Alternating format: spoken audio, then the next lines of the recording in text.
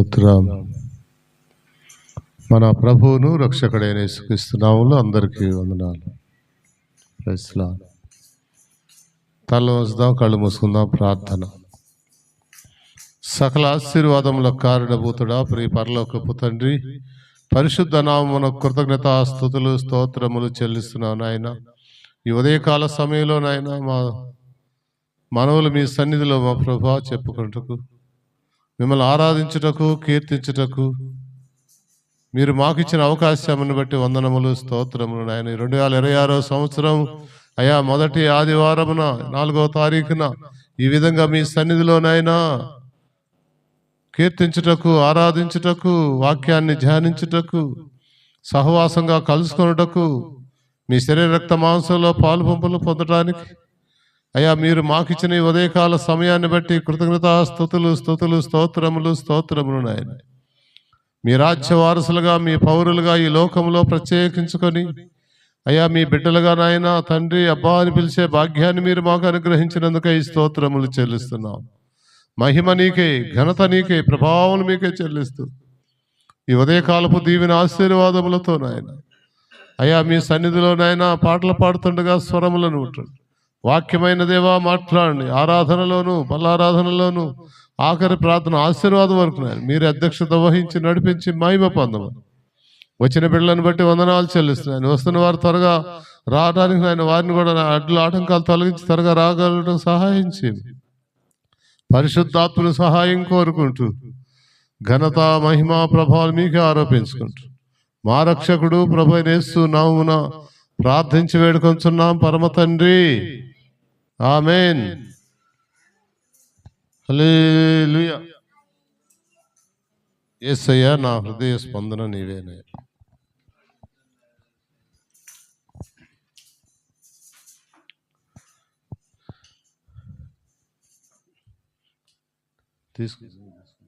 యేసయ్యా నా హృదయ స్పందన తీసుకున్నారా?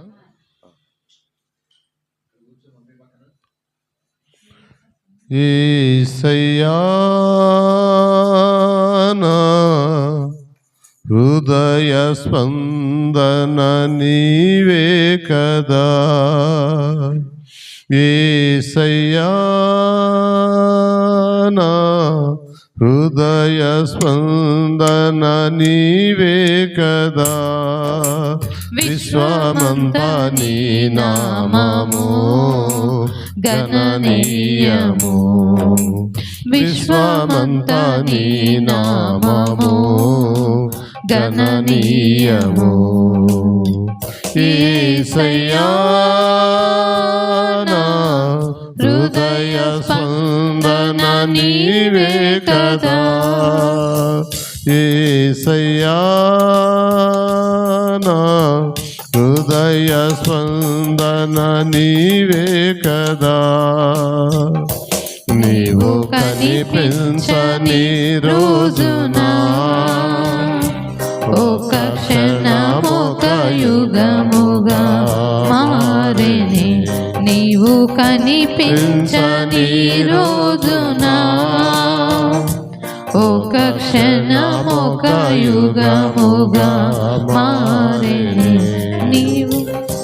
నీవు నడిపించిన రోజున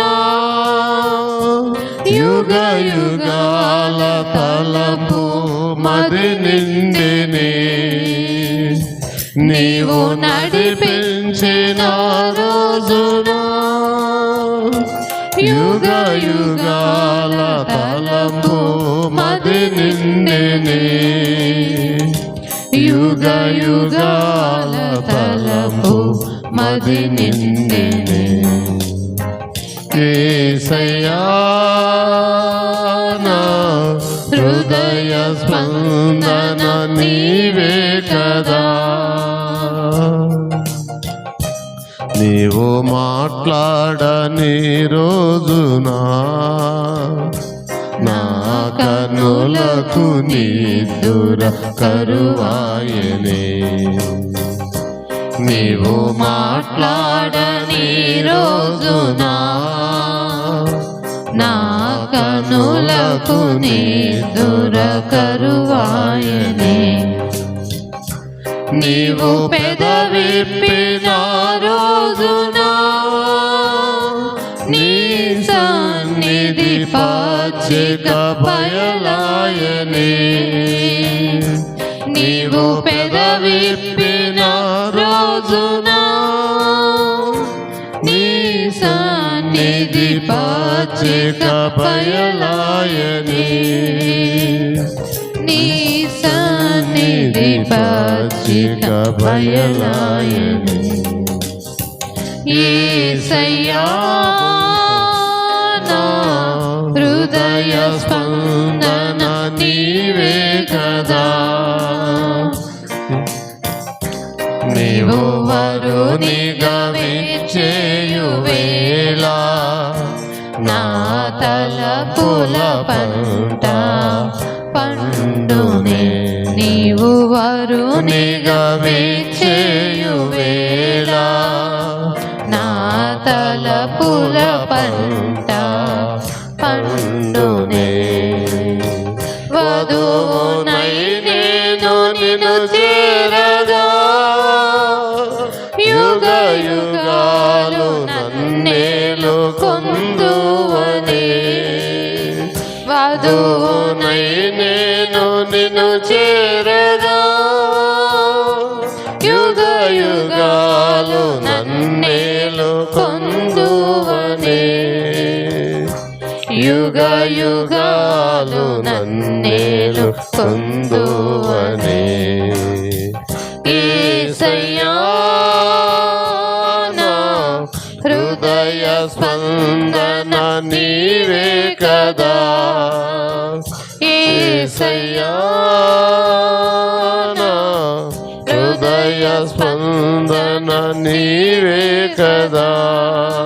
విశ్వమంత నీ నామము గణనీయము. విశ్వమంత నీ నామము గణనీయము. యేసయ్యా నా హృదయ స్పందన నీవే కదా.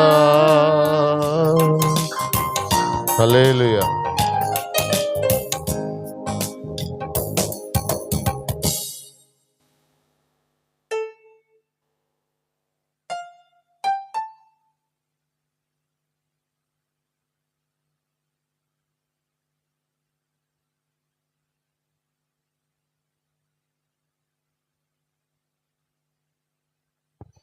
హల్లెలూయా. నిజమైన ద్రాక్షవల్లి నీవే, నిత్యమైన సంతోషము నీలోనే. నిజమైన ద్రాక్షవల్లి నీవే, నిత్యమైన సంతోషము నీలోనే. శాశ్వతమైనది ఎంతో మధురమైనది నా పైన నీకున్న ప్రేమ. ఎనలేని నీ ప్రేమ, ఎనలేని నీ ప్రేమ. నిజమైన ద్రాక్షవల్లి నీవే, నిత్యమైన సంతోషము నీలోనే. నిజమైన ద్రాక్షవల్లి నీవే, నిత్యమైన సంతోషము నీలోనే. అతి కాంక్షణీయుడా దివ్యమైన నీ రూపులో జీవించుచున్నాను. నీ ప్రేమకునే పత్రికగా అతి కాంక్షణీయుడా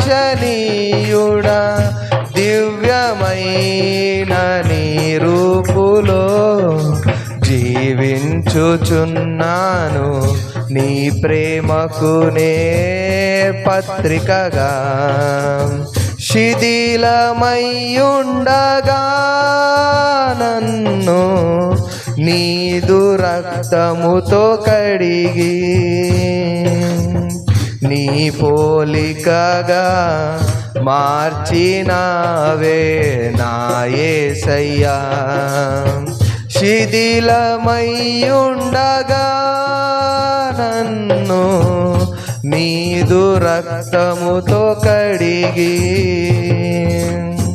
నీ పోలికగా మార్చినావే నా యేసయ్యా. నిజమైన ద్రాక్షవల్లి నీవే, నిత్యమైన సంతోషము నీలోనే. నిజమైన ద్రాక్షవల్లి నీవే, నిత్యమైన సంతోషము నీలోనే. నా ప్రాణ ప్రియుడా శ్రేష్టమైన ఫలములతో అర్పించుచున్నాను సర్వము నీకే అర్పణగా. నా ప్రాణ ప్రియుడా శ్రేష్టమైన ఫలములతో అర్పించుచున్నాను సర్వము నీకే అర్పణగా. వాడిపోనివ్వక నాకు ఆశ్రయమైతివి నీవు. జీవపూటవై బలపరచితివి నా యేసయ్యా. వాడిపోనివ్వక నాకు ఆశ్రయమైతివి నీవు. జీవపూటవై బలపరచితివి నా యేసయ్యా. నిజమైన ద్రాక్షవల్లి నీవే, నిత్యమైన సంతోషము నీలోనే. నిజమైన ద్రాక్షవల్లి నీవే, నిత్యమైన సంతోషము నీలోనే. షాలేము రాజా రమ్యమైన సియోనుకే నన్ను నడిపించుము నీ చిత్తమైన మార్గములో. షాలేము రాజా రమ్యమైన సియోనుకే నన్ను నడిపించుము నీ చిత్తమైన మార్గములో. అలసిపోనివ్వక నన్ను నీదు ఆత్మతో నింపి ఆదరణకర్తవై నన్ను చేర్చుముని రాజ్యములో. అలసిపోనివ్వక నన్ను నీదు ఆత్మతో నింపి ఆదరణకర్తవై నన్ను చేర్చుముని రాజ్యములో. నిజమైన ద్రాక్షవల్లి నీవే, నిత్యమైన సంతోషము నీలోనే. నిజమైన ద్రాక్షవల్లి నీవే, నిత్యమైన సంతోషము నీలోనే. శాశ్వతమైనది ఎంతో మధురమైనది నా పైన నీకున్న ప్రేమ. ఎనలేని నీ ప్రేమ, ఎనలేని నీ ప్రేమ.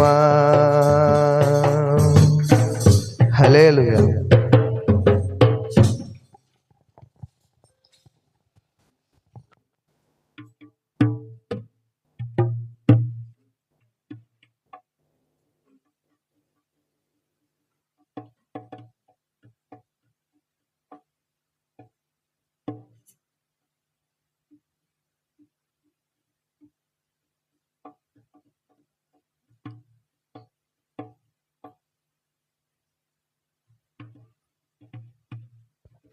హల్లెలూయా.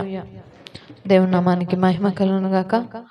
మరి ఒక పునరుద్ధాన దినంలో 2026వ సంవత్సరం మొదటి ఆదివారంలో దేవాతి దేవుడు మనందరినీ ఏర్పరచుకొని ఆయన సన్నిధిలో కూర్చునే భాగ్యాన్ని మనందరికి ఇచ్చినందుకు ఒకసారి 2 చేతులతో వందనాలు చెల్లిద్దాం. హల్లెలూయా, హల్లెలూయా. రాజా నీ సన్నిధిలోనే ఉంటానయ్యా అని పాటను పాడి దేవుని నామాన్ని గణపరుద్దాం.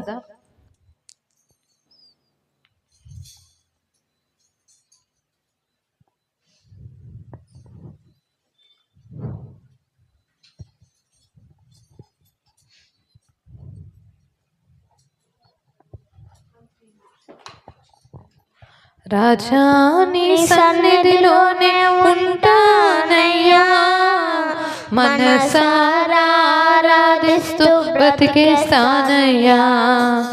రాజా నీ సన్నిధిలోనే ఉంటానయ్యా, మనసారా ఆరాధిస్తూ బ్రతికేస్తానయ్యా. నేనుండాలేనయ్యా, నే బ్రతుకాలేనయ్యా, బ్రతుకాలేనయ్యా. నీవే లేకుండా నేనుండాలేనయ్యా. హృదయపూర్వకం పాడదామా? లేకుండా నే బ్రతుకాలేనయ్యా, నీవే లేకుండా నేనుండాలేనయ్యా. నీ తోడే లేకుండా నే బ్రతుకాలేనయ్యా. రాజా, రాజా నీ సన్నిధిలోనే ఉంటానయ్యా, మనసారా ఆరాధిస్తూ బ్రతికేస్తానయ్యా. రాజా, రాజా నీ సన్నిధిలోనే ఉంటానయ్యా, మనసారా ఆరాధిస్తూ బ్రతికేస్తానయ్యా.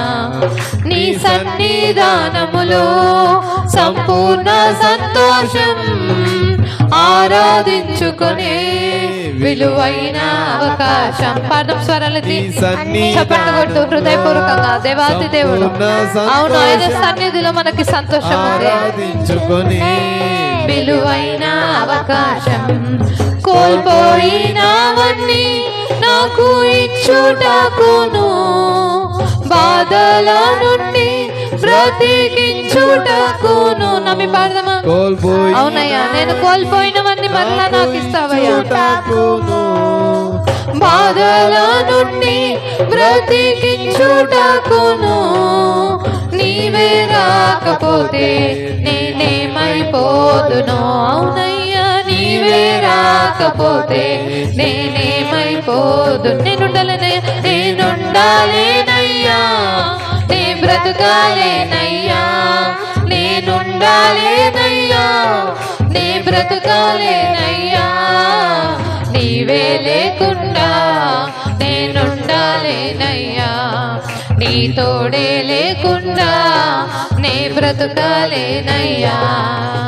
నీవే లేకుండా నేనుండాలేనయ్యా. స్వరాలెత్తి పాడదాం. నీ తోడే లేకుండా నే బ్రతుకాలేనయ్యా. రాజా, రాజా నీ సన్నిధిలోనే ఉంటానయ్యా, మనసారా ఆరాధిస్తూ బ్రతికేస్తానయ్యా. రాజా, రాజా నీ సన్నిధిలోనే ఉంటానయ్యా, మనసారా ఆరాధిస్తూ బ్రతికేస్తానయ్యా. ఒంటరి పోరు నన్ను విసిగించిన మనుషులెల్లరూ నన్ను తప్పు పట్టిన. నమ్మి పాడదామా? ఒంటరి పోరు నన్ను విసిగించిన మనుషులెల్లరూ నన్ను తప్పు పట్టిన. ఒంటరి వాడే 1000 మంది అన్నావు, నేనున్నానులే భయపడకు అన్నావు. అవునయ్యా, ఒంటరి వాడే 1000 మంది అన్నావు, నేనున్నానులే భయపడకు అన్నావు. నేనంటే నీకు ఇంత ప్రేమ యేసయ్యా. అవునయ్యా, నేనంటే నేనంటే నీకు ఇంత ప్రేమ యేసయ్యా, నేనుండాలేనయ్యా, నీ బ్రతకాలేనయ్యా, నేనుండాలేనయ్యా, నీ బ్రతకాలేనయ్యా. నీవే లేకుండా నేనుండాలేనయ్యా, నీ తోడే లేకుండా నే బ్రతకాలేనయ్యా. నీవే లేకుండా నేనుండాలేనయ్యా, నీ తోడే లేకుండా నే బ్రతకాలేనయ్యా. రాజా రాజా నీ సన్నిధిలోనే ఉంటానయ్యా, మనసారా ఆరాధిస్తూ బ్రతికేస్తానయ్యా. హృదయపూర్వకంగా చెప్తామా దేవునితో? నీ సన్నిధిలోనే ఉంటానయ్యా, మనసారా ఆరాధిస్తూ బ్రతికేస్తానయ్యా. ఊపిరాగే వరకు నీతోనే జీవిస్తా, ఏ దారిలో నడిపినా నీ వెంటే నడిచూస్తా. చెప్తామా? ఊపిరాగే వరకు నీతోనే జీవిస్తా, ఏ దారిలో నడిపినా నీ వెంటే నడిచూస్తా.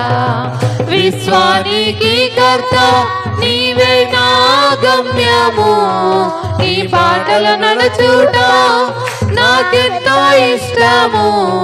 విశ్వానికి కర్త నీవే నా గమ్యము, నీ బాటలు నడుచుట నాకెంతో ఇష్టము. నిన్ను మించిన దేవుడే లేడయ్యా. చెప్తామా? నిన్ను మించిన దేవుడే లేడయ్యా, నేనుండాలేనయ్యా, నే బ్రతకాలేనయ్యా, నేనుండాలేనయ్యా, నే బ్రతకాలేనయ్యా. నీవే లేకుండా నేనుండాలేనయ్యా, నీ తోడే లేకుండా నే బ్రతకాలేనయ్యా. నీవే లేకుండా నేనుండాలేనయ్యా, నీ తోడే లేకుండా నే బ్రతకాలేనయ్యా. నీవే లేకుండా నేనుండాలేనయ్యా, నీ తోడే లేకుండా నే బ్రతకాలేనయ్యా. నీవే లేకుండా నేనుండాలేనయ్యా, నీ తోడే లేకుండా నే బ్రతకాలేనయ్యా. రాజా రాజా నీ సన్నిధిలోనే ఉంటానయ్యా, మనసారా ఆరాధిస్తూ బ్రతికేస్తానయ్యా. రాజా రాజా నీ సన్నిధిలోనే ఉంటానయ్యా, మనసారా ఆరాధిస్తూ బ్రతికేస్తానయ్యా. మేం మనసారా ఆరాధిస్తూ బ్రతికేస్తామయ్యా, నే మనసారా ఆరాధిస్తూ బ్రతికేస్తానయ్యా. హల్లెలూయా. హల్లెలూయా. దేవుని నామానికి మహిమ కలుగును గాక. మరి ఒక పాటను పాడి దేవుని నామాన్ని గణపరుద్దాం.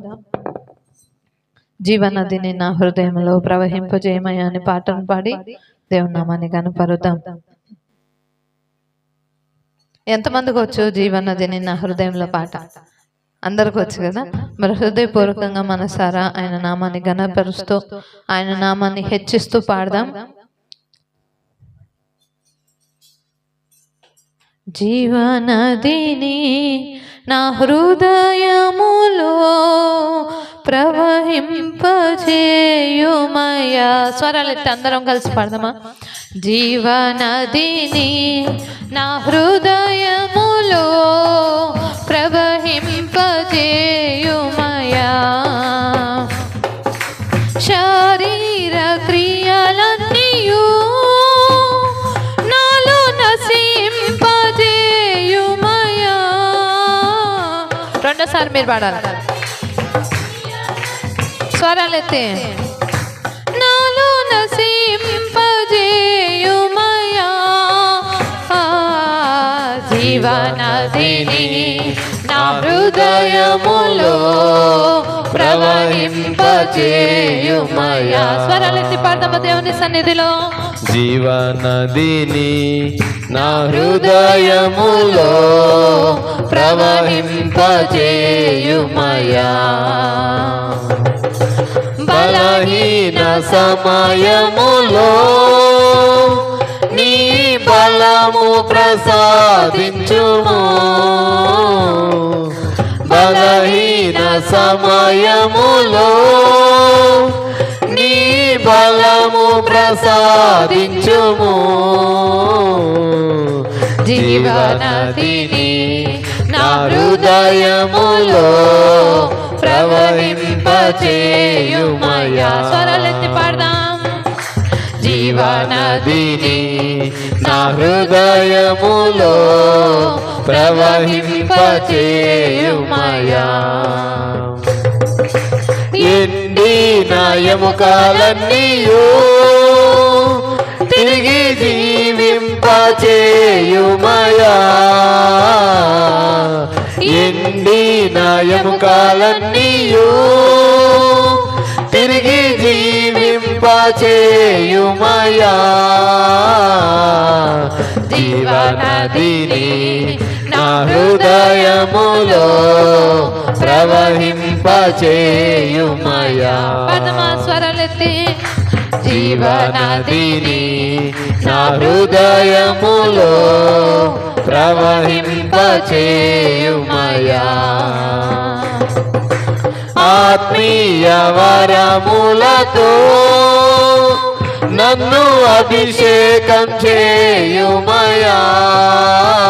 అడుగుదాం దేవుని. ఆత్మీయ వరములతో నన్ను అభిషేకం చేయుమయా. జీవనదిని నా హృదయములో ప్రవహింపచేయుమయా. జీవనదిని నా హృదయములో ప్రవహింపచేయుమయా. హల్లెలూయా ఆమేన్ ఆమేన్ హల్లెలూయా ఆమేన్ హల్లెలూయా ఆమేన్ ఆమేన్ హల్లెలూయా ఆమేన్.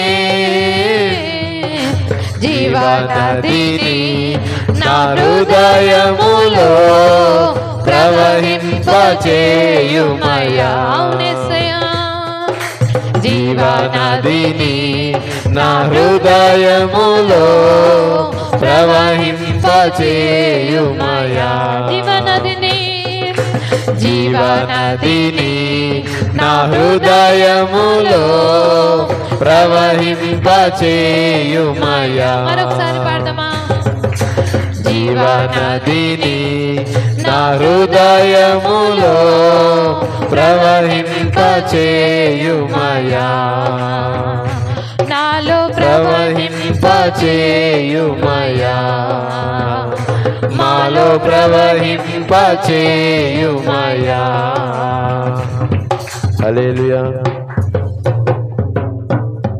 హల్లెలూయా.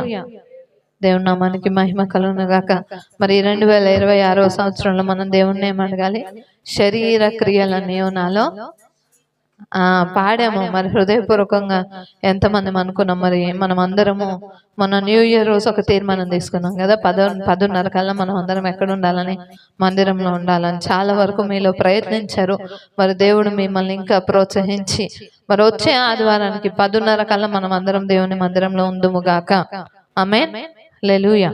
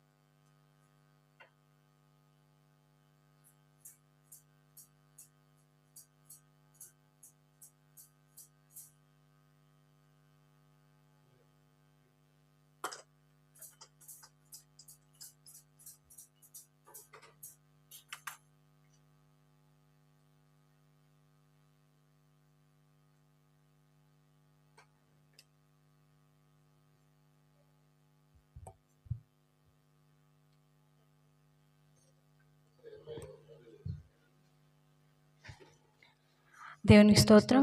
కీర్తనలు 119, 121 నుండి 128 వరకు కలిసి చదవమని కోరుకుంటున్నాను. నేను నీతి న్యాయముల అనుసరించుచున్నాను, నన్ను బాధించు వారి వశమున నన్ను విడిపించి పెట్టుకు. మేలు కొరకు నీ సేవకునికి పూటపడుము. గర్విష్ఠులు నన్ను బాధింపక యుందురుగాక. నీ రక్షణ కొరకు నీతిగల నీ మాట కొరకు కనిపెట్టుచున్న నా కన్నులు క్షీణించుచున్నవి. నీ కృప చొప్పున నీ సేవకునికి మేలు చేయము. నీ కట్టడలను నాకు బోధింపుము. నేను నీ సేవకుడను, నీ శాసనములను గ్రహించినట్లు నాకు జ్ఞానము కలుగజేయము. జనులు నీ ధర్మశాస్త్రమును నిరర్థకము చేసి ఉన్నారు. యెహోవా తన క్రియ జరిగించుటకు ఇదే సమయము. బంగారము కంటెను అపరంజి కంటెను నీ ఆజ్ఞలు నాకు ప్రియముగానున్నవి. నీ ఉపదేశములన్నీయు యథార్థములని నేను వాటిని మన్నించుచున్నాను. అబద్ధ మార్గములన్నీయు నాకు అహస్యములు. దేవుడి కొద్ది వాక్యం దీవించుగాక.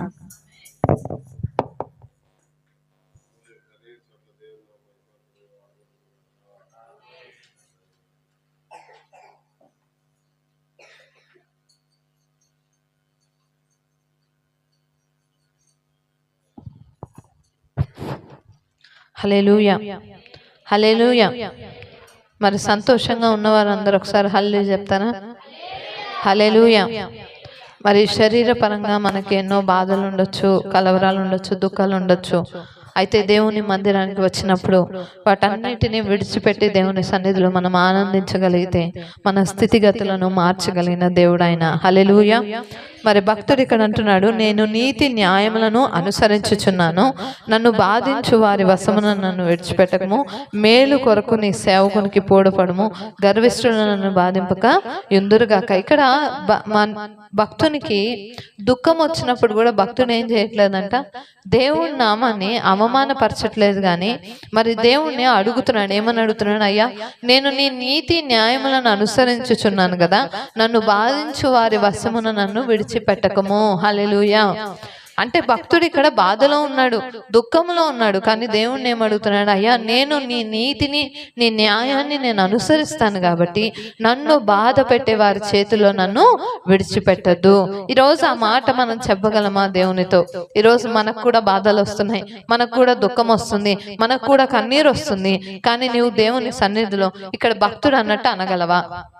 నీ నీతి న్యాయాలను నేను అనుసరిస్తున్నానయ్యా, అందుకు నన్ను బాధ పెట్టు వారి చేతిలో నన్ను విడిపించు అని చెప్పగలవా? ఆయన నీతిని ఆయన న్యాయాన్ని మనం అనుసరిస్తున్నామా? ఆలోచన చేయాలి. ఈరోజు మనిషిగా పుట్టిన మనం అందరము ఏం చేసినట్టంట, పాపములోనే మనం పుట్టాం కదా. ఈరోజు మన జీవితంలో నీతి అనేది ఉందా? మన జీవితంలో నీతి ఉందా? ఆలోచన చేయండి. మురికి గుడ్డల వంటి జీవితాన్ని దేవుడు ఏం చేశాడు? ఆయన యొక్క రక్తము చేత మనల్ని పవిత్రపరిచి మన మురికి గుడ్డలను తీసివేసి మనకేమిచ్చాడంట? రక్షణ వస్త్రాన్ని ధరింపజేశాడు. హల్లెలూయా చెప్తారా? హల్లెలూయా. అలాగే ఇంకా అంటున్నాడు భక్తుడు, నీ రక్షణ కొరకు నీతి గల నీ మాట కొరకు కనిపెట్టుచు నా కన్నులు ఏమైపోతున్నాయంట? క్షీణిస్తున్నాయంట. మీకు కూడా అనిపించవచ్చు, అక్క నేను ఎన్నో సంవత్సరాలుగా దేవుని సన్నిధిలో ఒక విషయం కొరకు కనిపెడుతున్నానక్క, నా కన్నులు క్షీణించిపోయాయి, నేను ఇంకా ఎంతగా ప్రార్థించినా అదే మాట రోజు ప్రార్థిస్తున్నా, నాకు మాత్రం ఏమీ జరగట్లేదు. ఈరోజు భక్తుడు కూడా అదే మాట అంటున్నాడు, నీ రక్షణ కొరకు నీతి గల నీ మాట కొరకు నేను కనిపెడుతున్నా, నా కన్నులు క్షీణించుచున్నాయి, నీ కృప చొప్పున నీ సేవకునికి ఏం చెయ్యి? మేలు చెయ్యి. నీ కృప చొప్పున నీ సేవకునికి ఏం చేయాలంట? మేలు చేయాలి. ఈరోజు మేలు మనకు కలగాలంటే ఆయన కృప వలనే కలుగుతుంది. హల్లెలూయా. ఈరోజు మన జీవితాల్లో మేలు లేదు అంటే ఆయన కృప మన పైన లేదు అని అర్థం. కాబట్టి దేవుని సన్నిధిలో ఈరోజు మనం అడగాలి, అయ్యా నీ రక్షణ కొరకు, నీ నీతి గల నీ మాటల కొరకు నేను కనిపెడుతున్నానయ్యా, నీ కృప చొప్పున నాకేం చెయ్యి, మేలు చేయి. హల్లెలూయా. ఇంకా అంటున్నాడు భక్తుడు, నీ కట్టడలను నాకు బోధింపుము, నేను నీ సేవకుడను, నీ శాసనములను గ్రహించినట్లు నాకేం కలుగజేయి, జ్ఞానము కలుగజేయి. ఈరోజు మనుషులు, ఈ లోకంలో ఉన్న మనుషుల్లాగే మనం కూడా చిన్న బాధలు రాగానే దేవుణ్ణి ఎన్నేసి మాటలు అంటున్నామో ఆలోచన చేయండి. కానీ ఇక్కడ భక్తుడు అంటున్నాడు, నీ శాసనములను గ్రహించినట్లు నాకు జ్ఞానం కలుగజేయి. ఈరోజు అడగాలి మనం దేవుని సన్నిధిలో. సొలొమోను దేవుణ్ణి ఏమడిగాడంట? జ్ఞానం అడిగాడు. జ్ఞానము మనము దేవుని నుంచి పొందుకోగలిగితే మనకు కావలసినవన్నీ దేవుడు అనుగ్రహిస్తాడు. హల్లెలూయా. మరి సొలొమోను జ్ఞానం అడిగితే దేవుడు ఏమిచ్చాడంట? సర్వ సంపదలను కూడా ఇచ్చాడంట. హల్లెలూయా. ఈరోజు మనము సర్వ సంపదల కొరకు పరిగెడుతున్నాం. అవునంటారా కాదంటారా? మన ప్రయాస అంతా దేనికి? మనం కష్టపడుతుందంతా దేని కొరకు? మన బిడ్డల్ని ప్రయోజకులను చేయాలి. మనం పొద్దున రాత్రి సాయంత్రం ఎల్ల పూటలంతా కూడా మనము కష్టపడుతూనే ఉన్నాం. అలా 2025 సంవత్సరాలు గడిచిపోయింది. ఇంకొక సంవత్సరం కూడా వచ్చింది. మరి 4 రోజులైంది ఈ సంవత్సరం మొదలై. ఎంతమంది దేవుని వాక్యాన్ని చదవడం ప్రారంభించారు? ధైర్యంగా మీరు చేయగలరా దేవుని సన్నిధిలో? 1, 2. ఇంకా మిగతా వాళ్ళకి ఎలా ఉందంటే, ఎట్లాగో నేను బ్రతికేస్తున్నాను కదా, నాకేమవుద్ది, నేను చక్కగా ఉన్నాను, నా ఆరోగ్యం అంతా బాగుంది, నేను ఉద్యోగం చేస్తున్నాను, నాకు డబ్బులు వస్తున్నాయి, నా ఇంట్లో నా పిల్లలంతా బాగున్నారు, అందుకని ఏం చేయట్లేదంటే మనం దేవుని సన్నిధిలో వాక్యాన్ని చదవట్లేదు. దేవుని మందిరం అడుగు పెట్టేటప్పుడు మీకు ఆ భయం రావాలి. పోయిన వారంలో భక్తుడు అంటాడు, నీ భయము వలన నా శరీరం వణుకుతుందంట. ఈరోజు ఆ వణుకు నీకుందా? దర్జాగా వచ్చి దేవుని సన్నిధిలో కూర్చుంటున్నాం. దేవుని వాక్యం అంటే భయం ఉందా మనకి? భక్తుడు అంటున్నాడు ఇక్కడ, అయ్యా నీ శాసనములను గ్రహించినట్లు నాకు జ్ఞానము కలుగజేయి. అడగాలి ఈరోజు దేవుణ్ణి, నీ జ్ఞానము నాకు కావాలయ్యా. నీ శాసనాలు అంటే నీ ప్రామిసెస్, నీ కమాండ్స్ ఏంటో తెలుసుకోవడానికి నాకేం కావాలి? జ్ఞానము కావాలి. ఇంకా అంటున్నాడు భక్తుడు, జనులు నీ ధర్మశాస్త్రం నిరర్ధకము చేసి ఉన్నారు, యెహోవా తన క్రియ జరిగించుటకు ఇదే సమయము. దేవుని వాక్యాన్ని నిరర్ధకం అంటే ఎందుకు పనికిరాని దానిలాగా చేసేస్తున్నానంట భక్తులు. ఈరోజు మన జీవితాల్లో కూడా మనం అలా ఉన్నామేమో ఆలోచన చేయండి. దేవుని వాక్యం అంటే ఏంటో తెలిసి, దేవుని సన్నిధి అంటే ఏంటో తెలిసి, రక్షణ పొంది అన్నీ జరిగిన తర్వాత ఈరోజు దేవుని సన్నిధిలో నీ ప్రవర్తన ఎలా ఉంది? ఆయన వాక్యాన్ని ఎందుకు పనికిరాని దానిలాగా పెట్టేసావేమో. దేవుని వాక్యం సెలవిస్తుంది, నీ అవసరాల కొరకు నువ్వు మొదట ఎవరి దగ్గరికి రావాలంట? దేవుని దగ్గరికి రావాలి. కానీ వస్తున్నామా? రాలేకపోతున్నాం. ఎందుకంటే వాక్యము మనలో ఫలించట్లేదు కాబట్టి, వాక్యం మనలో నిలిచి ఉండట్లేదు కాబట్టి.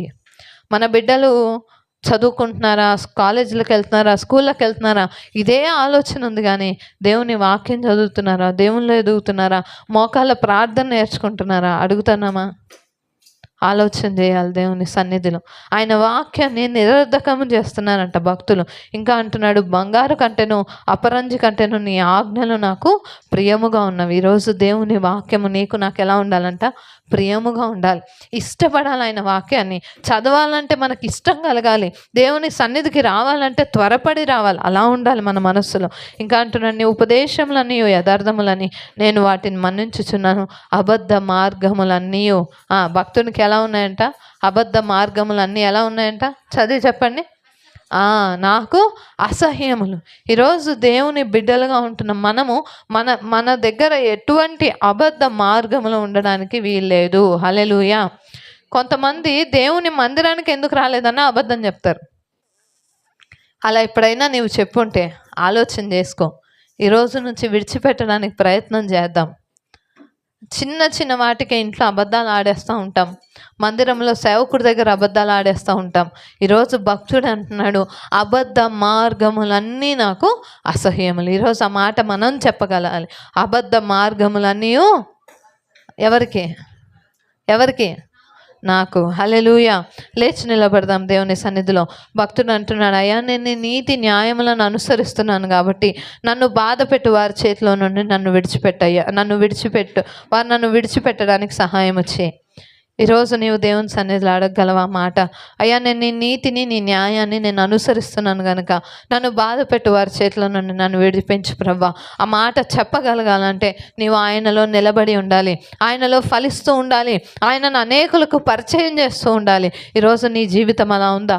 ఒకసారి దేవుని సన్నిధిలో పరిశీలన చేసుకుంటూ, ఇంకా దేవుడు మనకి ఆరోగ్యముని ఇస్తున్నాడంటే, ఆయుష్ని ఇస్తున్నాడంటే, ఆయన సన్నిధిలో కూర్చునే భాగ్యముని ఇచ్చాడంటే ఎందుకో ఒక్కసారి ఆలోచన చేస్తావా దేవుని సన్నిధిలో? అయ్యా కేవలం ఇది నీ కృపే ప్రభా, నీ కృప నా పైన ఉన్నది కనుకనే నేను ఇంకా బ్రతికి ఉన్నాను, నీకు వందనాలు. భక్తుడు అంటున్నాడు, నీ కృపను బట్టి నాకు మేలు చేయి. ఈరోజు నువ్వు కూడా దేవుని సన్నిధిలో అడుగుతావా? మేలు కొరకు కనిపెడుతున్నామేమో, ఎన్నో రోజులుగా మేలు కొరకు ఎదురు చూస్తున్నామేమో. దేవుని సన్నిధిలోని చెయ్యెత్తి, అయ్యా నీ కృపను బట్టి నాకు మేలు కలగాలి ప్రభా. ఈరోజు నీ కృపను బట్టి నాకు మేలు కలగాలి, నా కుటుంబంలో మేలు కలగాలి. అయ్యా ఇంతవరకు దుఃఖము, బాధ, కలవరంలో ఉన్న నా కుటుంబంలో నీ మేలును బట్టి, అయ్యా నీ కృపను బట్టి నాకు మేలు కలగాలి. అడుగుతావా దేవుని సన్నిధిలో? ఈరోజు నువ్వు ఆయన నీతిని న్యాయాన్ని నీవు అనుసరించగలిగితే నిన్ను బాధ పెట్టు వారి చేతిలో ఆయన నేను విడిపించడానికి సమర్థుడైన దేవుడు. ఆయన నిన్ను ఇష్టపడుతున్నాడు కనుకనే ఇంకా ఆయన సన్నిధిలో కూర్చునే అవకాశాన్ని ఇచ్చాడు. దయచేసి ఆయన సన్నిధిని విడిచిపెట్టద్దు, ఆయన సన్నిధికి దూరముగా ఉండద్దు. ఆయన సన్నిధిలో నీ చేతులు ఎత్తడం అనగా నిన్ను నువ్వు ఆయనకు అప్పగించుకొనుట. అయ్యా నా జీవితంలో ఇక మీదట నా చిత్తము కాదు నీ చిత్తము జరగాలని నీ జీవితాన్ని దేవుని సన్నిధిలో పెట్టుట. ఈరోజు దేవుని సన్నిధిలో అడగగలవా? అయ్యా నన్ను ఎంతోమంది బాధ పెడుతున్నారయ్యా, నన్ను ఎంతోమంది దుఃఖ పెడుతున్నారయ్యా, ఈరోజు నీ నీతిని న్యాయాన్ని నేను అనుసరించాలయ్యా. అయ్యా నన్ను బాధ పెట్టు వారి చేతుల్లోంచి నన్ను విడిపించయ్యా. అడగగలవా దేవుని సన్నిధిలో? అయ్యా నాకు జ్ఞానము కావాలి. అడుగు దేవుణ్ణి, నీ జ్ఞానము నాకు కావాలి ప్రభా. అడుగుతావా దేవుని సన్నిధిలో? నా కుటుంబాన్ని నడిపించుకోవడానికి నీ జ్ఞానము నాకు కావాలి. నా వ్యక్తిగత జీవితంలో అనేకుల మధ్యలో నీ కొరకు సాక్షిగా నిలబడడానికి నాకు నీ జ్ఞానము కావాలి. అయ్యా నీ సన్నిధిలో నీ పరిచర్య చేయడానికి నాకు జ్ఞానము కావాలి. అడుగుతావా దేవుని సన్నిధిలో? నీ జ్ఞానము చేత నన్ను నింపు ప్రభా. భక్తుడు అంటున్నాడు, బంగారు కంటే నా అపరంజి కంటే నీ ఆజ్ఞలు నాకు ప్రియముగా ఉన్నాయి. ఈరోజు ఆయన ఆజ్ఞలు నీకు ప్రియముగా ఉన్నాయా? దేవుని ఆజ్ఞ సెలవిస్తుంది, నిన్ను వల్ల నీ పొరుగు వారిని ప్రేమించగలుగుతున్నామా? అన్నిటికైనా ముఖ్యముగా పూర్ణ శక్తితో, పూర్ణ ఆత్మతో, పూర్ణ బలముతో ఆయనను ఆరాధించాలని చెప్తుంది. ఈరోజు నీవు ఆయన సన్నిధిలో ఆయనను ఆరాధించగలుగుతున్నామా? దేవుని సన్నిధిలో ఒక్కసారి మనల్ని మనం పరిశీలన చేసుకుంటూ హృదయమారా మనసారా దేవుని నామాన్ని కనపరుద్దామా? ఎన్నో రోజులు ఏడ్చాం, ఎన్నో రోజులు దుఃఖపడ్డాం. ఈరోజు దేవుని సన్నిధిలో ఆయన నీ జీవితంలో చేసిన ప్రతి మేలును బట్టి ఆయన నామాన్ని కనపరచగలవా? నీకు నీ కలవరము, నీ దుఃఖమే కనపడుతుందేమో, కానీ దాని వెనక ఎన్నో మేలు చేసిన దేవాతి దేవుని వైపు చూస్తూ, అయ్యా నా జీవితంలో ఇంతవరకు ఎన్నో మేలు చేసావయ్యా, ఇంకా మేలు చేయగలిగిన సమర్థుడవయ్యా, నీ కృప చొప్పున నాకు మేలు కలుగ చేయి ప్రభా. అడుగుదామా దేవుని సన్నిధిలో? నీ కృప చొప్పున నాకు మేలు కలుగజేయి. ఈరోజు హృదయపూర్వకంగా మనసారా ఆయన నామాన్ని కనపరుద్దాం. గొప్ప దేవా యెహోవా నీకు వందనాలయ్యా, సర్వశక్తిమంతుడా నీకు వందనాలు అయ్యా. నాలోంచి అబద్ధ మార్గములన్నీ నాకు అసహ్యములుగా చేయి ప్రభా. అడుగుతామా దేవుని సన్నిధిలో? అయ్యా ఇక మీదట ఏ అబద్ధము నేను ఆడకూడదు ప్రభా. అయ్యా అబద్ధములు ఆడేవారితో నేను సహవాసం చేయకూడదు ప్రభా. నీ సన్నిధిలో నీకు ఇష్టమైన వాడిగా, నీకు ఇష్టమైన దానిగా నా జీవితం ఉండాలయ్యా. అయ్యా నీ కృప చొప్పున నాకు మేలు కలుగజేయి. అడుగుతావు దేవుని సన్నిధిలో, నీ కృప చొప్పున నాకు మేలు కలుగజేయి. నాకు మేలు కలగాలి ప్రభా, నా కుటుంబానికి మేలు కలగాలయ్యా. నీవే అది చేయగలవు ప్రభా. నేను నీ వైపు చూస్తున్నానయ్యా. నీ జ్ఞానాన్ని నాకు అనుగ్రహించని దేవుని సన్నిధిలో నీ రెండు చేతులు ఎత్తుతావు. గొప్ప దేవా నీకు వందనాలయ్యా, నీకు వందనాలు, నీకు వందనాలు. స్తుతి నీకే, మహిమ నీకే, ఘనత నీకే, ఆరాధన నీకే. చెప్తావా దేవుని సన్నిధిలో? అవునయ్యా, స్తుతులకు పాత్రుడవు నీవు, స్తోత్రార్హుడవు నీవు. నీ వైపు నేను చూస్తున్నానంట. ఆయన నామాన్ని గణపరుద్దాం. దయచేసి ఎవ్వరూ మౌనముగా ఉండదు. ఆయన నీ జీవితంలో చేసిన మేళ్లను బట్టి ఆయన నామాన్ని గణపరచు. దుఃఖం వచ్చింది, బాధ వచ్చింది, కలవరం వచ్చింది, వాటిని విడిచిపెట్టి ఈరోజు నీ జీవితంలో దేవుడు చేసిన మేళ్లను బట్టి ఆయన నామాన్ని గణపరచగలవా? ఆయన నామాన్ని హెచ్చించగలవా? అడుగు దేవుణ్ణి, అయ్యా నీ నీతి న్యాయములను నేను అనుసరించాలి ప్రభా. నీ ఆజ్ఞలు నాకు ప్రియముగా ఉండాలయ్యా. అట్టి రీతిగా నన్ను నడిపించాను. దేవుని సన్నిధిలో నీ రెండు చేతులెత్తి గొప్ప దేవానికి వందనాలయ్యా. స్తుతి నీకే, మహిమ నీకే, ఘనత నీకే, అయ్యా ప్రభావం నీకే అంటూ ఆయన నామాన్ని కనపరుద్దాం. నేను మరచిన గాని నన్ను మరువనన్న ప్రేమ, నేను విడచిన గాని నన్ను విడువనన్న ప్రేమ, నేను మరచిన గాని నన్ను మరువనన్న ప్రేమ, నేను విడిచిన గాని నన్ను విడువనన్న ప్రేమ, నే పడిపోతుంటే పట్టుకున్న ప్రేమ, తన కృపలో నన్ను దాచుకున్న ప్రేమ. పాడతావా? నమ్మి పాడతావా? నే పడిపోతుంటే పట్టుకున్న ప్రేమ, తన కృపలో నన్ను దాచుకున్న ప్రేమ.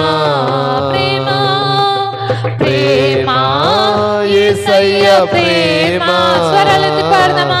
ప్రేమ యేసయ్య ప్రేమ, ప్రేమ ప్రేమ యేసయ్య ప్రేమ, ప్రేమ యేసయ్య ప్రేమ.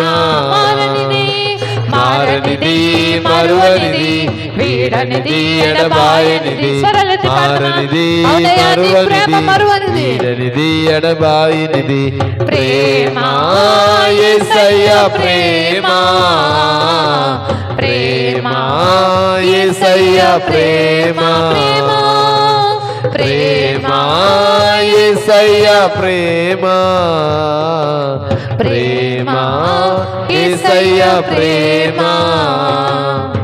తల్లి మరచిన గాని నన్ను మరువనన్న ప్రేమ, తండ్రి విడిచిన గాని నన్ను విడువనన్న ప్రేమ, తల్లి మరచిన గాని నన్ను మరువనన్న ప్రేమ, తండ్రి విడచిన గాని నన్ను విడువనన్న ప్రేమ, నీ ఏడుస్తుంటే ఎత్తుకున్న ప్రేమ,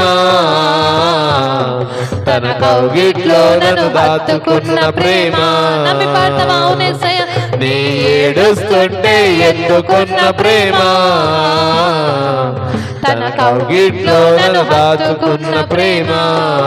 ప్రేమ ప్రేమ యేసయ్య ప్రేమ, స్వరాలెత్తి ఆయన నామాన్ని కనపరుద్దాం. ప్రేమ ఈరోజు నీ పూర్ణ శక్తితో యేసయ్య పూర్ణ బలముతో ఆయనను ప్రేమ, ఆరాధించగలిగితే ప్రేమ యేసయ్య ప్రేమ, స్వరాలెత్తుదాం దేవుని సన్నిధిలో. ప్రేమ యేసయ్య ప్రేమ. నేను పుట్టక ముందే నన్ను ఎన్నుకున్న ప్రేమ, నమ్ముతావా? నేను ఎరుగక ముందే ఏర్పరచుకున్న ప్రేమ, నేను పుట్టక ముందే నన్ను ఎన్నుకున్న ప్రేమ, నేను ఎరుగక ముందే ఏర్పరచుకున్న ప్రేమ, నేను పుట్టక ముందే నన్ను ఎన్నుకున్న ప్రేమ, నేను ఎరుగక ముందే ఏర్పరచుకున్న ప్రేమ, నేను పుట్టక ముందే నన్ను ఎన్నుకున్న ప్రేమ, నేను ఎరుగక ముందే ఏర్పరచుకున్న ప్రేమ, తన అరచేతిల్లో చెక్కుకున్న ప్రేమ, ఎదలోతుల్లో నన్ను దాచుకున్న ప్రేమ, తన అరచేతుల్లో చెక్కుకున్న ప్రేమ, ఎదలోతుల్లో నన్ను దాచుకున్న ప్రేమ, తన అరచేతులలో తన అరచేతుల్లో చెక్కుకున్న ప్రేమ, ఎదలోతుల్లో నన్ను దాచుకున్న ప్రేమ, తన అరచేతుల్లో చెక్కుకున్న ప్రేమ, ఎదలోతుల్లో నన్ను దాచుకున్న ప్రేమ.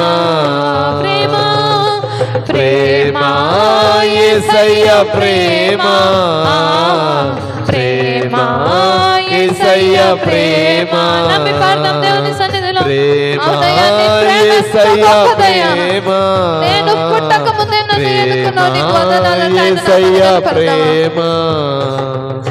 మారనిది మరువనిది వీడనిది ఎడబాయనిది, మారనిది మరువనిది వీడనిది ఎడబాయనిది, మారనిది మరువనిది వీడనిది ఎడబాయనిది, మారనిది మరువనిది వీడనిది ఎడబాయనిది, మారనిది మరువనిది వీడనిది ఎడబాయనిది, మారనిది మరువనిది వీడనిది ఎడబాయనిది. అవునయ్యా, నేను పుట్టక ముందే నన్ను ఎన్నుకున్నావు. ఈరోజు ఆ మాట చెప్పగలవు దేవుని సన్నిధిలో. నీవు అనుకోవచ్చు, నా జీవితం తలక్రిందులైపోయింది, నా జీవితంలో ఇంకా ఏమీ లేదనుకోవచ్చు. కానీ ఈరోజు నీవు పుట్టక ముందే ఆయన నేను ఎన్నుకున్నాడు. నీవు ఆయన ఎరుగక ముందే ఆయన నిన్ను ఏర్పరచుకున్నాడు. ఈరోజు ఆయన సన్నిధిలో నీవు ఈ మాట నమ్మగలిగితే, అయ్యా నేను నమ్ముతున్నానయ్యా, నా జీవితంలో ఏది జరిగినా నిశ్చితానుసారంగా నీవు జరిగిస్తావని నేను నమ్ముతున్నాను. చెప్తావా ఈ మాట దేవుని సన్నిధిలో? అయ్యా, నేను పుట్టక ముందే నన్ను ఎన్నుకున్నావయ్యా, నేను ఎరుగక ముందే నన్ను ఏర్పరచుకున్నావు, నీకు వందనాలయ్యా. నా జీవితంలో ఏది జరిగినా నీ చిత్తమే నా జీవితంలో జరుగునుగాక, నీ చిత్తమే నా కుటుంబంలో జరుగునుగాక, నీ చిత్తమే మా సంఘములో జరుగునుగాక. సహాయం చేయండి దేవుని సన్నిధిని రెండు చేతులెత్తుదా. అవునయ్యా, నీవు మేలు చేయకుండాన్నట్లు నీ హస్తములు కురచ కాలేదు ప్రభా. అయ్యా, నీవు విననేరకుండాన్నట్లు నీ చెవులు మందము కాలేదు. ఈ రోజు నీ సన్నిధిలో అడగడం మాకు రావట్లేదయ్యా, నీ వద్ద నుండి పొందుకోవడం మాకు రావట్లేదు. ఇక అయ్యా, నిన్ను అడిగేవారిగా, నీ వద్ద నుండి పొందుకునేవారిగా మమ్మల్ని చేయండి అని దేవుని సన్నిధిలో చెప్దామా. గొప్ప దేవా, నీకు వందనాలయ్యా, నీకు వందనాలయ్యా, నీకు వందనాలు. నిన్నే నమ్మాను ప్రభా, నీకు వందనాలు దేవుని సన్నిధిలో.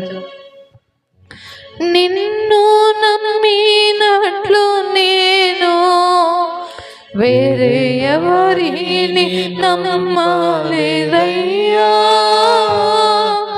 నీకు నాకు మధ్య దూరం తొలగించావు వదిలుండలేక. పడతావా? నిన్ను నమ్మినట్లు నేను వేరే ఎవరిని నమ్మలేదయ్యా, నీకు నాకు మధ్య దూరం తొలగించావు వదిలుండలేక. ఆనందం ఆనందం కోరేవాడా, నాశలు తీర్చేవాడా, ఆనందము నీవు కోరేవాడా, నాశలు తీర్చేవాడా, నిజమున్న ప్రేమానిది, నిజమైన ధన్యత నాది. యేసయ్యా, స్వరమెత్తి యేసయ్యా, నీ పూర్ణ శక్తితో పూర్ణ బలముతో ఆయన నామాన్ని కనపరచగలవా? నీ నోరు తెరచి యేసయ్యా అని పలికినప్పుడే ఆయన కార్యం మన జీవితాల్లో చూస్తాం. చెప్తావా? యేసయ్యా, యేసయ్యా, యేసయ్యా, యేసయ్యా, యేసయ్యా, యేసయ్యా, యేసయ్యా, యేసయ్యా, యేసయ్యా, యేసయ్యా, యేసయ్యా, యేసయ్యా.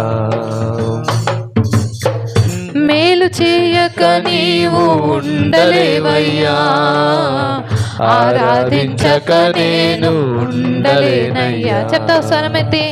మేలు చేయక నీవు ఉండలేవయ్యా, ఆరాధించక నేను ఉండలేనయ్యా.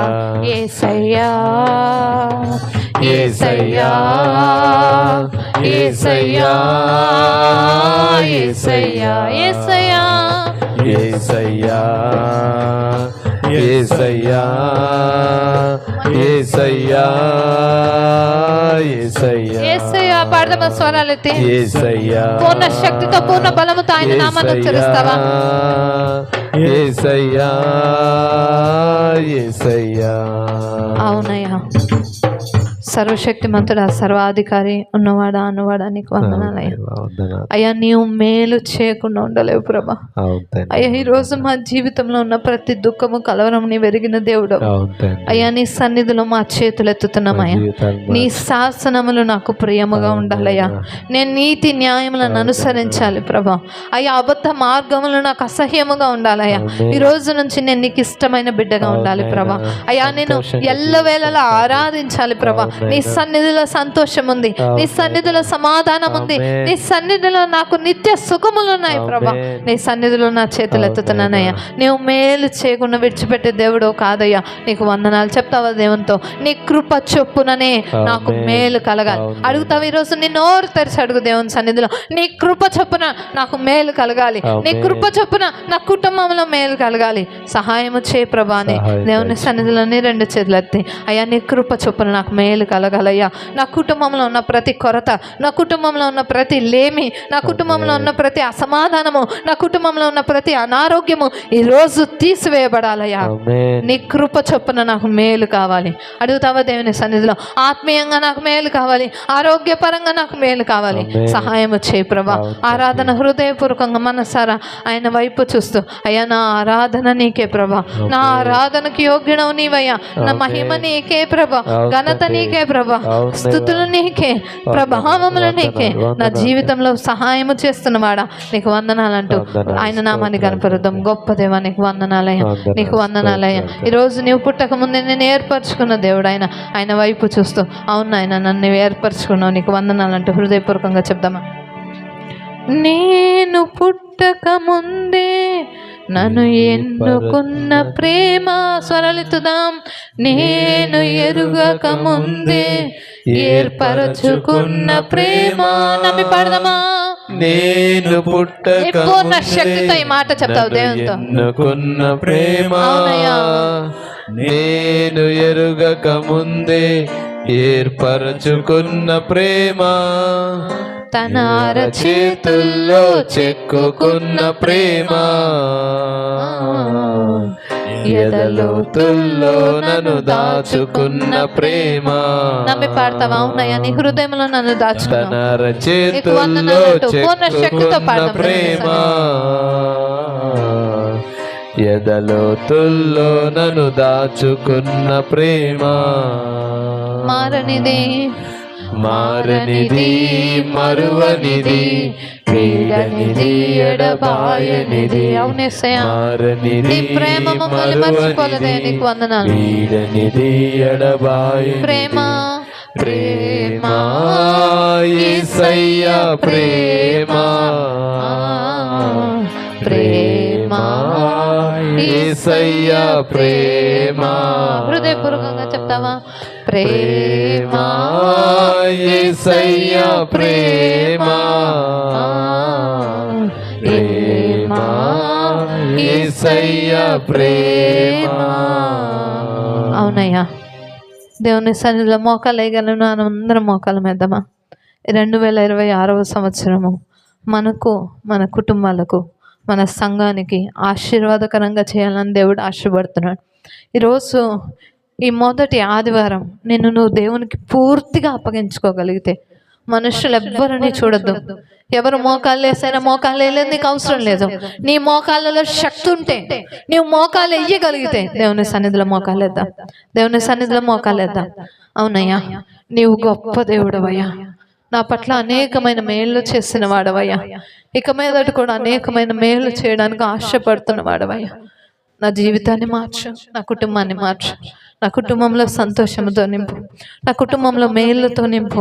నీ కృప నా పైన కుమ్మరింపబడును గాక, నీ కృప మా సన్నిధి మీద కుమ్మరింపబడును గాక, నీ కృప మా కుటుంబముల పైన కుమ్మరింపబడును గాక. ప్రతి దుఃఖము యేసు నామములో కొట్టివేయబడును గాక. మా ప్రతి కన్నీటి ఆనంద బాష్ప బిందువులుగా మార్చబడును గాక. మా ప్రతి దుఃఖము నాయన నీ సన్నిధిలో సంతోషముగా మారును గాక. ఈ 2026వ సంవత్సరము అనేకులకు మేము ఆశీర్వాదకరంగా ఉందుము కాక. ఏ రోజు ఎవరైతే నీ సన్నిధిలో మోకాలేసారో ప్రతి ఒక్క బిడ్డ నువ్వు చూస్తున్న దేవుడు, వారి కన్నీటిని నువ్వు తుడుస్తున్న దేవుడు, నీకు వందనాలు చెల్లిస్తూ ఈ చిన్ని స్తుతి ఆరాధన యేసు నామమున పేరిట సమర్పిస్తున్నాము తండ్రి. ఆమేన్ ఆమేన్. హల్లెలూయా.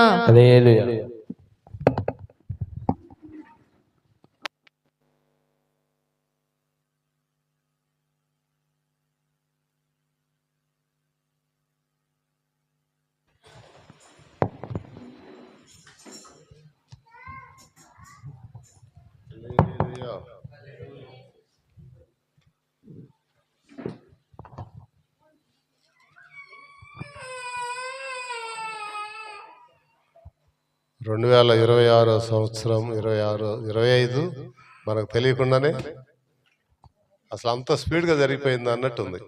అంతేనా? 2025 సంవత్సరం అసలు ఇంత తొందరగా అయిపోయిందా అనిపించిందా మీకు ఏమన్నా? ఇంత స్పీడ్గా అయిపోయింది 2025 మనకి. అంటే రోజులు ఎంత ఫాస్ట్గా వెళ్తున్నాయో మనకు తెలియటం వల్ల, అంటే అంత మనకి తెలియకుండానే రోజులు గడిచిపోతా ఉన్నాయి.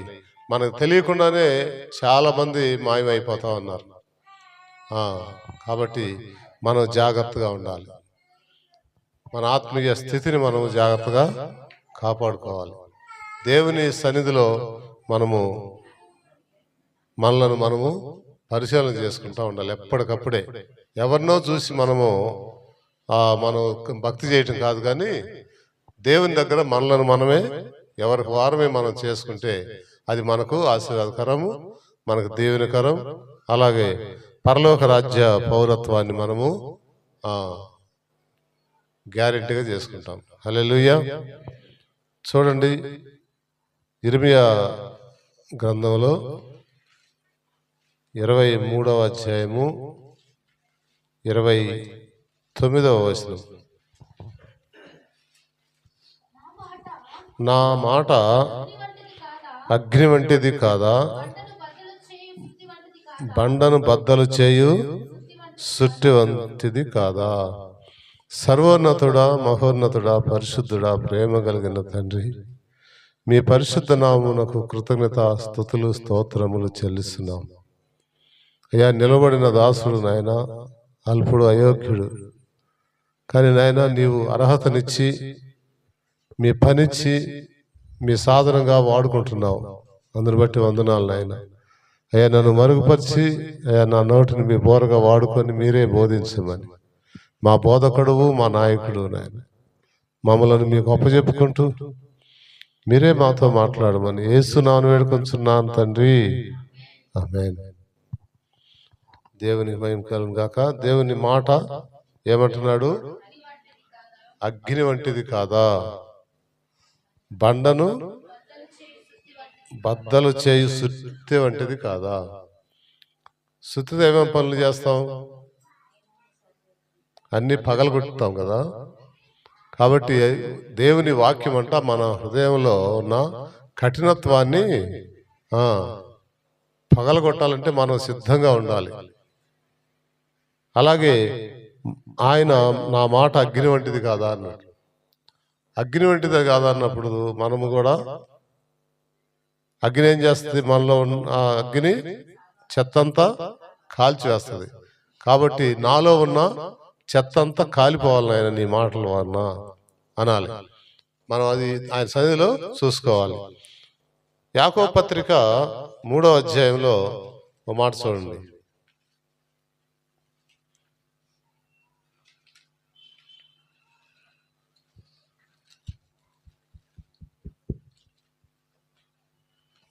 యాకోబు పత్రిక 3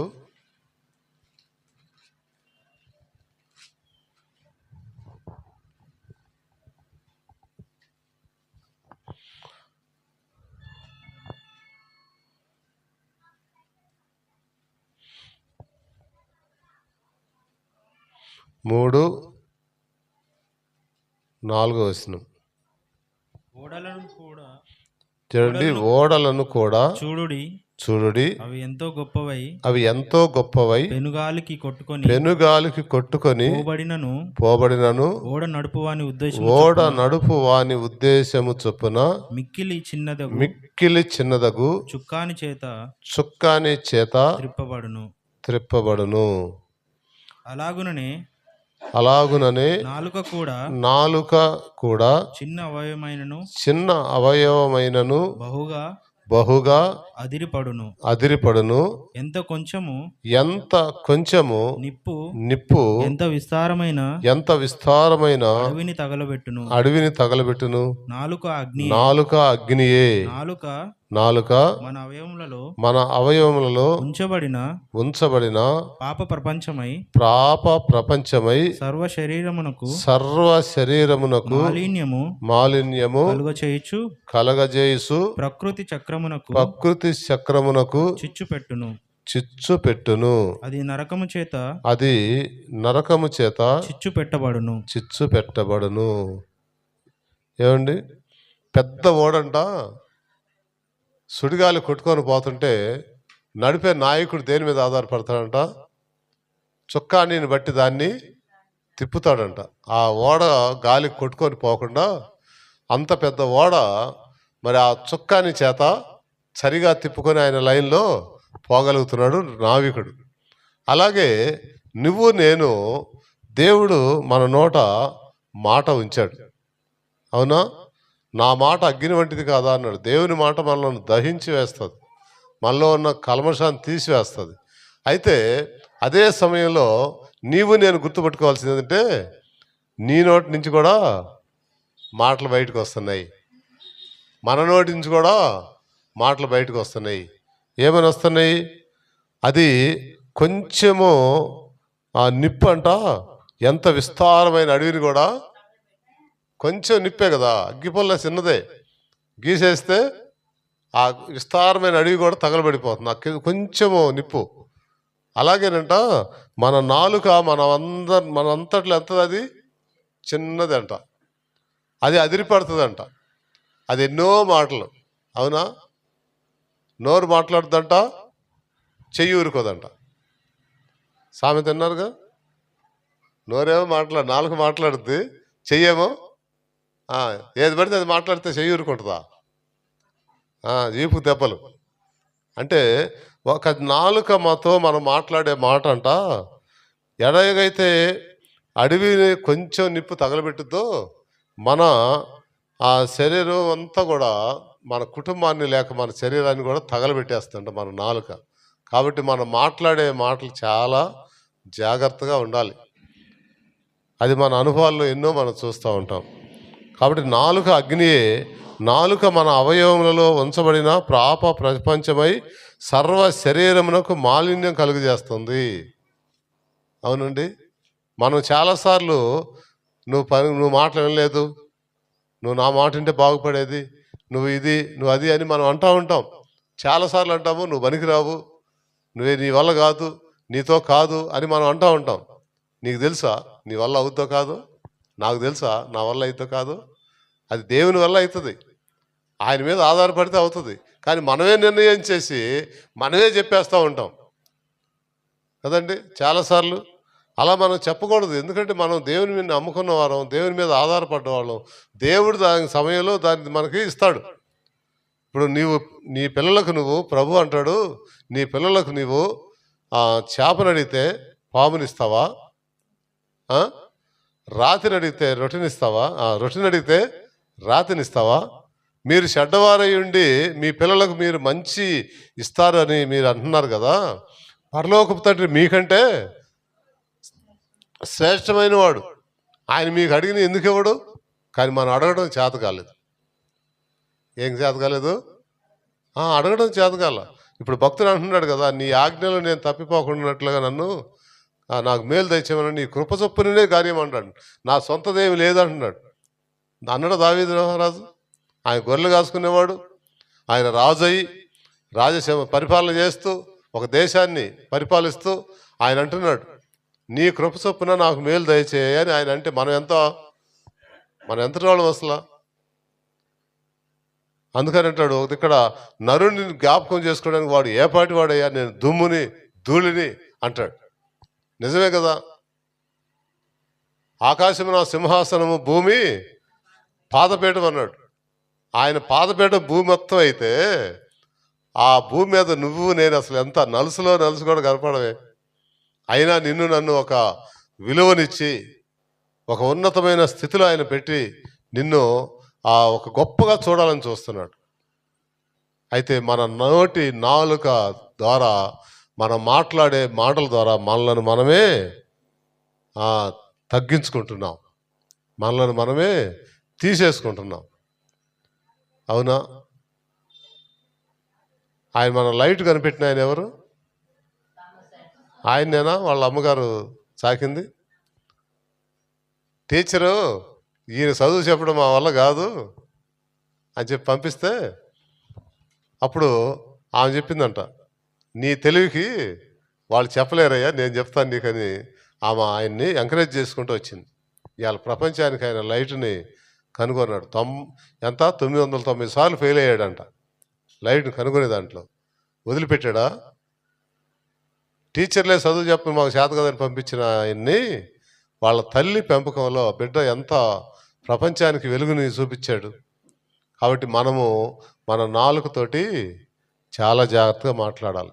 మన పక్కోళ్ళు మనం ఎంకరేజ్, నువ్వు పనికిమావు, నువ్వు పనికిమాలినోడివి, నువ్వు అది ఇదేని మనం పక్కన వాళ్ళని మనము తీసివేయడానికి లేదు.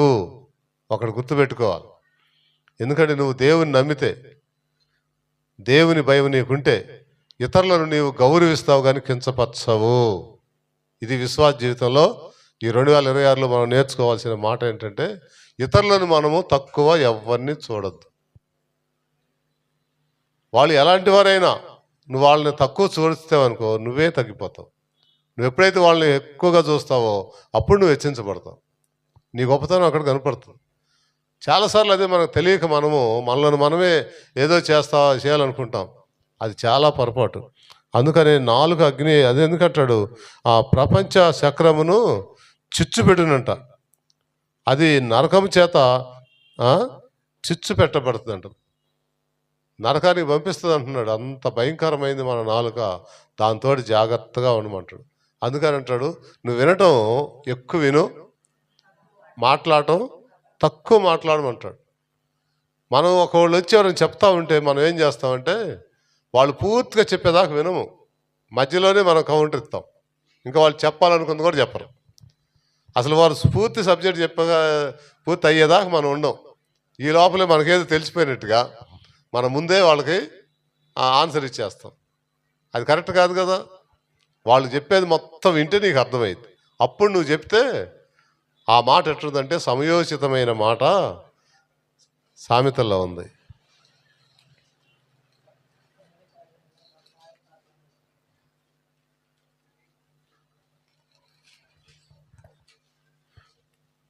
ఇరవై 5వ అధ్యాయం 11వ వచనం చదువుతారన్నమాట.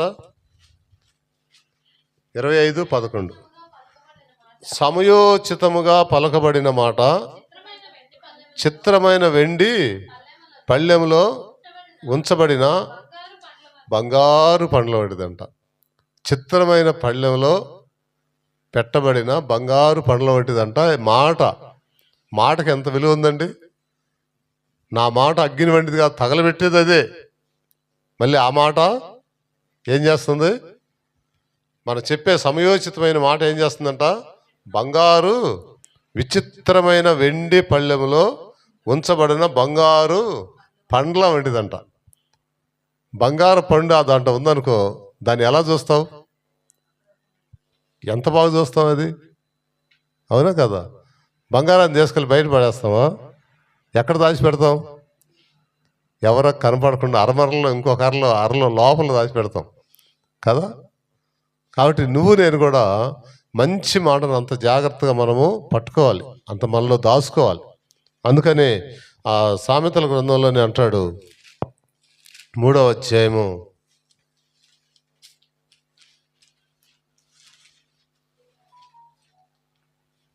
3వ అధ్యాయం మొదటి నుంచి చదువుదాం. విలువైన మాటలు అక్కడ ఉన్నాయి. నా కుమారుడా లేక నా కుమార్తె, నా ఉపదేశము మరువకము, నా ఆజ్ఞలను హృదయపూర్వకంగా గైకొను. అవేం చేస్తాయంట? దీర్ఘాయువు సుఖ జీవముతో ఏం చేస్తాయంట? దేవుని మాటలు హృదయంలో భద్రపరుచుకుంటే, ఆయన ఆజ్ఞలను జ్ఞాపకం చేసుకొని భద్రపరుచుకుంటే దీర్ఘాయువు సుఖజీవంతో గడుపు సంవత్సరాలు గడిచిపోతాయంట.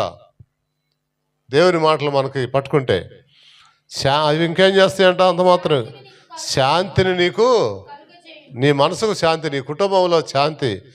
ఇంకా ఏముందంటే దయను సత్యమును ఏమా వినండి, దయను సత్యాన్ని ఎప్పుడు నిన్ను విడిచిపోనివ్వకండి. మనం ఏం చూడాలంట? దయ కలిగి ఉండాలి. ఇంకోటి ఏముండాలంట? సత్యం. ఆ రెండు మనలను వదిలిపెట్టి పోకూడదంట. అవి వదిలిపెట్టి పోకూడదు. ఎందుకు?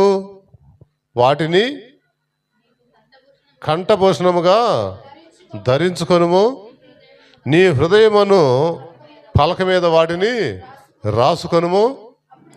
అప్పుడు దేవుని, చూడండి, మన హృదయంలో దేవుని ఆజ్ఞలు, దయ, సత్యం మనం దాచిపెట్టుకొని జాగ్రత్త చేసుకుంటేనంట, అప్పుడు దేవుని దయను దేవుని దయ మన మీదకి వస్తుంది. తర్వాత మనుషుల దృష్టి అందును, దేవుని దయ మనుషుల దృష్టి అందును దయనుంది. అది దయా సత్యం ఎప్పుడు మనలో విడిచిపెట్టకుండా మనం చూసుకుంటే, అప్పుడంట దేవుని దృష్టి మానవుల దృష్టి ఎందు నీవు దయనుంది మంచివాడు అనిపించుకుంటావంట. మనం ఆలోచన చేయాలి. మన ప్రవర్తనను బట్టి లేక మన జీవితాన్ని బట్టి మనల్ని ఎలా చూస్తున్నారు? మంచిగా చూస్తున్నారా, చెడ్డగా చూస్తున్నారా? చెడ్డగా చూస్తుంటే ఆ చెడ్డ సంబంధించినది మనలో ఏముందో ఆయన మాట అగ్నిలో కాల్చి వేసుకోవాలి. నా మాట అగ్ని వంటిది కదా అన్నాడుగా, తీసివేసుకోవాలి. నా మాట సుత్తి వంటిది కదా అన్నాడు. దాన్ని మనం కఠినంగా ఏదైనా ఉంటే మనలో తీసేసుకోలేకపోతే, ఆ మాటను బట్టి నిన్ను ఎవరన్నా చెడ్డగా మాట్లాడుతుంటే నువ్వేం చేయాలి? దాన్ని సుత్తితో బద్దలు కొట్టినట్టుగా దాన్ని పగలగొట్టేసుకోవాలి. అప్పుడే ఆ దయా సత్యం నిన్ను విడిచిపెట్టిపోదు. నీవు దయనుంది మంచివాడవని అనిపించుకుందువు. ఇంకా ఏం చేయాలి? నీ స్వబుద్ధిని ఆధారము చేసుకొనక పూర్ణ హృదయముతో యెహోవా యందు. మన సొంత బుద్ధి చాలాసార్లు మనం చేస్తాం. అది కాదంట. దేవుని యందు నమ్మిక ఉంచాలి. మన పూర్ణ హృదయం ఎవరి మీద ఆధారపడాలి? మనము దేవుని మీద ఆధారపడాలి. దేవుడు ఉన్నాడు, దేవుడు చూస్తున్నాడు, దేవుడు చేస్తాడు, ఆయనే నాకు సహాయకుడని నువ్వు ఎప్పుడైతే నీ హృదయంలో నువ్వు జాగ్రత్తగా దాన్ని హృదయం అనే పలక మీద రాసుకుంటావో, దాచిపెట్టుకుంటావో, నీ ప్రవర్తన అంతటిని ఆయన అధికారానికి ఒప్పుకోవాలంట. ఏం చేయాలి? అధికారానికి ఒప్పుకోవాలి. నువ్వు ఆయన మీద ఆధారపడాలి. అప్పుడేం జరుగుతుంది? అప్పుడు కింద నీ ప్రవర్తన అంతటి దాని అధికారంలోకి ఒప్పుకొనుము. అప్పుడేం జరుగుద్ది? అప్పుడు నీ త్రోవలన్నీ ఎవరు చేస్తారు? ఆయన చేస్తాడు. మనం చేయాలంటే మన వల్ల కాదండి, మన వల్ల కాదు, ఆయన చేయాలి. అందుకని నరుని కష్టం చేత ఐశ్వర్యం రాదంట. యెహోవా ఆశీర్వాదం వలన ఐశ్వర్యం వచ్చును అన్నాడు. కాబట్టి మనల్ని మనము జాగ్రత్తగా చూసుకోవాలి.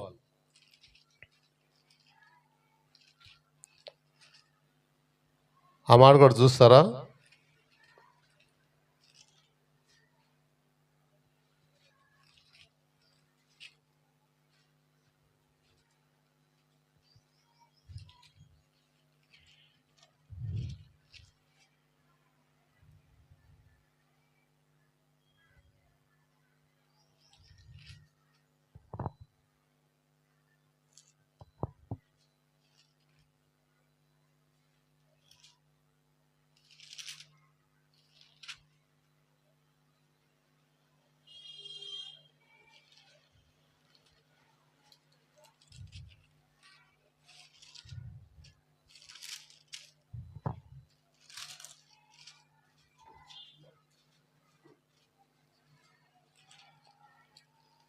సామెతలోనే ఉంటుంది ఆ మాట. నరుని కష్టం చేత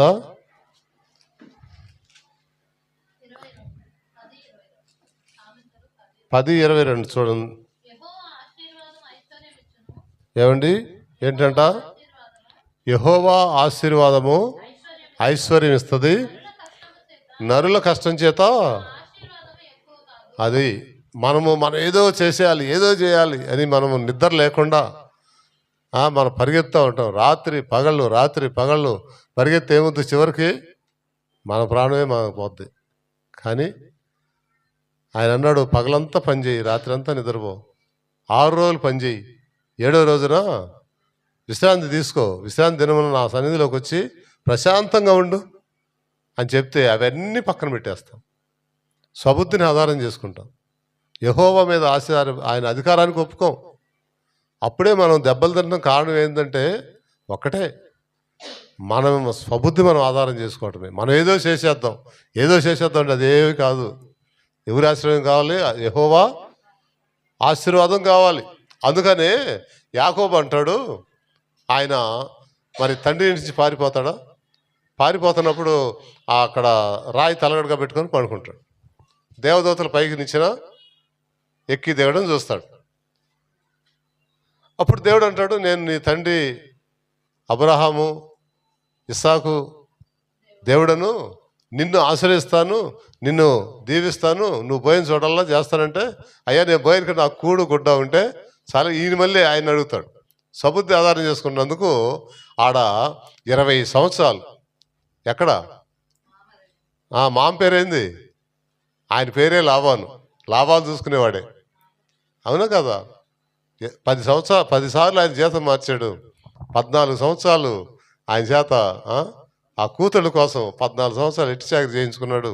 చివరికి మరి భార్యలు, పిల్లలు, ఆస్తులు అన్నీ ఎత్తుకొని మరి తండ్రి ఇంటికి దేవుడు రమ్మంటే వస్తా ఉన్నాడు. మరి ఆయన ఆ రాత్రి వాళ్ళందరిని పంపించేసి, ఆ తమ్ముడు ఎందుకు పోయాడు? అసలు అన్న చంపుతాడని పోయాడు. అన్న కత్తెత్తుకొని వస్తాడు, రా నిన్ను చంపుతాడు, మా తమ్ముడు మీ మేనమామ కదా, అక్కడ పోరాని వాళ్ళ అమ్మ సలహా ఇస్తే అక్కడికి పోయాడు. పోయి 20 సంవత్సరాలు అక్కడ దేవుని ఆశీర్వాదం వల్ల సంపాదించుకున్నాడు. మొత్తం మీద వస్తున్నప్పుడు ఆయన పంపించాడు, మా అన్న నాకు ఆ రోజు కత్తెత్తుకొని వస్తున్నాడు, సంగతి ఏంది అన్నప్పుడు ఒక 2 పంపిస్తాడు దూతల్ని. వారు ముందుగా పరిగెత్తుకుంటూ పోయి చూస్తే వాళ్ళన్న 400 మందితో వస్తున్నాడు. 20 సంవత్సరాలు ఆయన పగేటుందంటే తల కత్తిచ్చి, మా తమ్ముడు వస్తే ఖైమా కొట్టాలి అని చెప్పి 20 సంవత్సరాలు వాళ్ళని పోషిస్తా కత్తి నోరటానికి పెట్టాడు.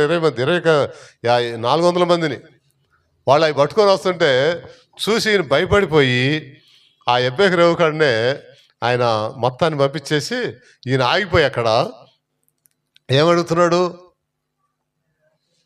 నన్ను ఆశీర్వదించయా అంటున్నాడు. ఆ రోజుల్లో వాళ్ళ అన్నని ఆ కోపానికి తగ్గించాలని ఆయనకి కొంత కానుక పంపించాడు. ఆ కానుక ఇప్పుడు లెక్కేసుకుంటే 25 లక్షల పైన ఉంటుందంట కానుక. అంటే ఆయన కోపాన్ని తగ్గించడానికి ఈయన 25 లక్షల రూపాయలు కానుక ఆయనకు పంపిస్తున్నాడు. తర్వాత మళ్ళీ ఒక భార్యని పిల్లల్ని ఒక గ్రూపు, తర్వాత ఇంకో భార్యని పిల్లల్ని 2 గ్రూపులు చేసి మొత్తాన్ని అందరూ, అంటే ఒకళ్ళు పోతే ఇంకొకళ్ళు పోతే ఇంకొకళ్ళు, చివరికి ఇక నన్ను వేసేస్తాడు కదా. 400 మంది కత్తులతో వస్తున్నాడు. వాడు కోపం ఎంత ఉందో అనుకొని ఈయన ఏం చేశాడంటే అక్కడ కూర్చొని, అయ్యా నన్ను ఆశీర్వదిస్తే కానీ, ఈయన మోకరించాడు. దేవుడు వచ్చాడు, దేవదూత వచ్చి పట్టుకున్నాడు. ఇక నా వదిలిపెట్టలేదంట. అంటాడు, తెల్లారుతూ నన్ను బానీరని ఆయన అంటే, నన్ను ఆశీర్వదిస్తే కానీ, ఆయన తెల్లవారులు చేసిన పాత్ర ఒకటే, నన్ను ఆశీర్వదించు. ఇప్పుడు మనం ఈ లోకంలో ఆయనకు అంత ఆస్తి ఉంది, 12 మంది పిల్లలు ఉన్నారు, భార్యలు ఉన్నారు, మరి విస్తారమైన ఆస్తి ఉంది. అంత ఆస్తి ఉంటే ఇంక మళ్ళీ ఆశీర్వదించమని అడుగుతాడేంటి? అర్థమవుతుందా? మనం కూడా అది అడుగుతాం, తినడానికి ఉండడానికి ఉంది, ఇంకా ఆశీర్వదించాలని అడుగుతాం. కానీ మనకు ఆశీర్వాదం ఏంటంటే ఆత్మీయ ఆశీర్వాదం కావాలి. ఆయనకు ఒక భయం ఉంది, ఆ భయం తొలగిపోవాలి. మనలో ఎప్పుడూ ఒక భయం ఉంది. అందుకనే ప్రభు అంటాడు, మీరు భయపడకుడి, నేను నీకు తోడుగా ఉన్నాను. 365 సార్లు బైబిల్లో రాయించాడు, రోజు నువ్వు భయపడకు అని చెప్తున్నాడు. అంటే మనం ఇంకా భయపడుతున్నాం. ఆయన ఆ భయాన్ని బట్టే నన్ను ఆశీర్వదించు అని మాట్లాడు. ఎందుకంటే ఆయనకి యెహోవా ఆశీర్వాదము నాకు కావాలి, నా సొంతంగా కాదు. నా సొంతంగా నేను చేశాను, నేను దెబ్బతిన్నాను, కానీ ఇవాళ నాకు దేవుని ఆశీర్వాదం కావాలని కోరుకున్నాడు. కాబట్టి ఆయన ఆ రోజున ఇశ్రాయేలుని, యాకోబుని ఇశ్రాయేలుగా ఆశీర్వదించాడు. ఇవాళ ప్రపంచానికి ఇశ్రాయేల్ దేశం ఆశీర్వాదకరంగా ఉంది కదండి. కాబట్టి అది ఎంత ప్రపంచానికి అందిస్తున్నారు ఇవాళకి, ఎన్ని రకాలు వాళ్ళు చేసి టెక్నాలజీ అందిస్తూ ఉన్నారు. ఈ రోజు కూడా దేవుని ఆశీర్వాదం వారి మీద ఉంది కనుకనే నీ మీద నా మీద కూడా ఆశీర్వాదం కావాలి. మనం అనేకులకు ఆశీర్వాదకరంగా ఉండాలి అంటే దేవుని ఆశీర్వాదం కావాలి. దేవుని మాట మనం పట్టుకోవాలి. ఎందుకంటే ఆయన మాట అగ్ని వంటిది, మనలో ఉన్న చెత్తంతా కాల్చివేస్తుంది. ఆయన మాట సుత్తె వంటిది, మనలో ఉన్న కడుగుతనాన్ని పగలగొట్టేస్తుంది. అంటే ఆయన మాటకు మనము ఆయన అధికారానికి ఒప్పుకోవాలి. అంతేకాదు సామెతలు చెప్పాడుగా, ఆయన అధికారానికి ఒప్పుకోవాలి. మన పూర్ణ హృదయంతో ఆయన మీద ఆధారపడాలి మనం. అప్పుడే ఈ ఆశీర్వాదాలు మనం పొందుకుంటాం. ఎవరు విశ్వసిస్తారో, ఎవరు ఆయన మీద ఆధారపడతారో వారి కార్యాలు చూస్తారు, ఇక్కడ నిలబడి సాక్ష్యము చెప్తారు. అదే కావాలి మనకు. అందుకనే మనము ఆయన ఆశీర్వాదం కావాలి. 127 కీర్తనలు ఏమంటాడు? తన ప్రియులు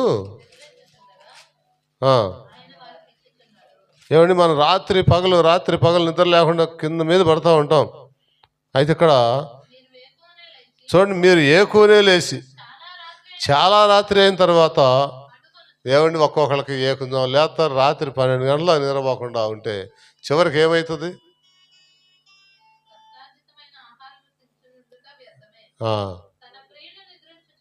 ఏమండి, అంత కష్టపడి ఆహారం తినుచుండటం వ్యర్థమే. కానీ తన ప్రియులు నిద్రించుండగా ఆయన వారికి ఇస్తాడు. కాబట్టి మనము జాగ్రత్త. మన ముందు పోయినోళ్ళు మనకు మాదిరి చూపిస్తున్నారు. వాళ్ళు ఏ విషయంలో దెబ్బతిన్నారో మనకు కనపడతా ఉన్నారు.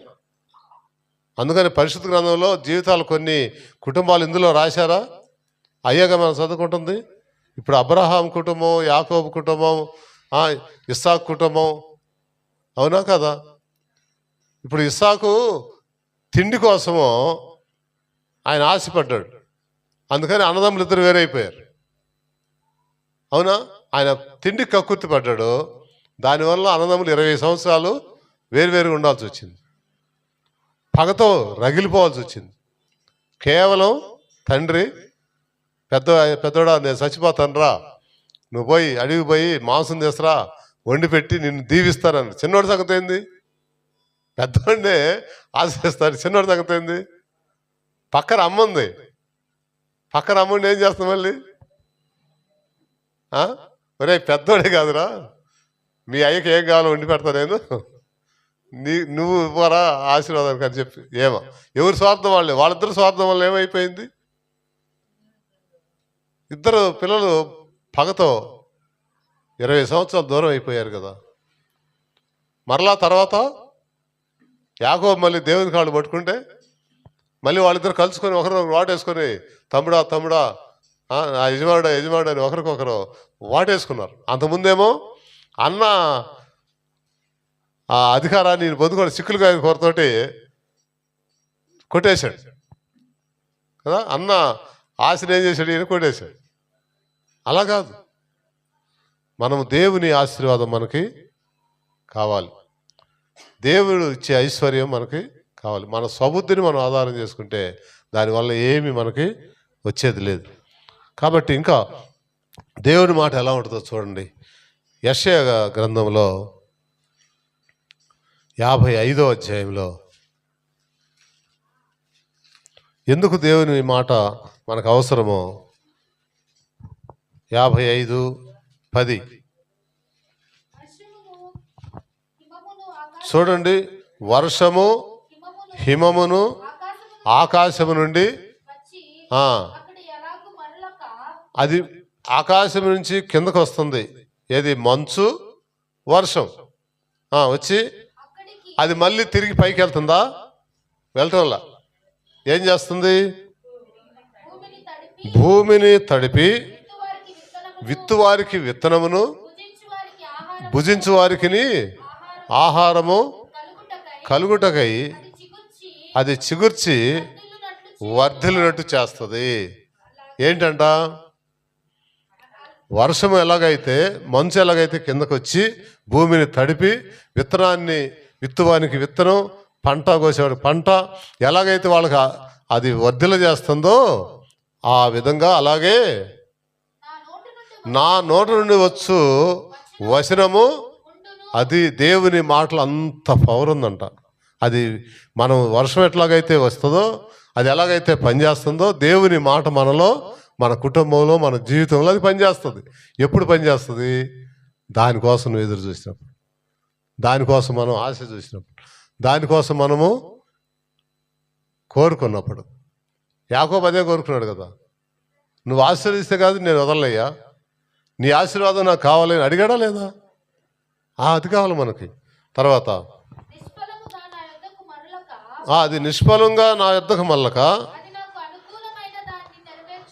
ఆమేన్. దేవుని మాట అంట అది నిష్ఫలం కాదంట, అది మాట నెరవేరుస్తుందంట. దేవుని మాట దాన్ని పట్టుకోవాలి, దాన్ని గుర్తుపట్టాలి.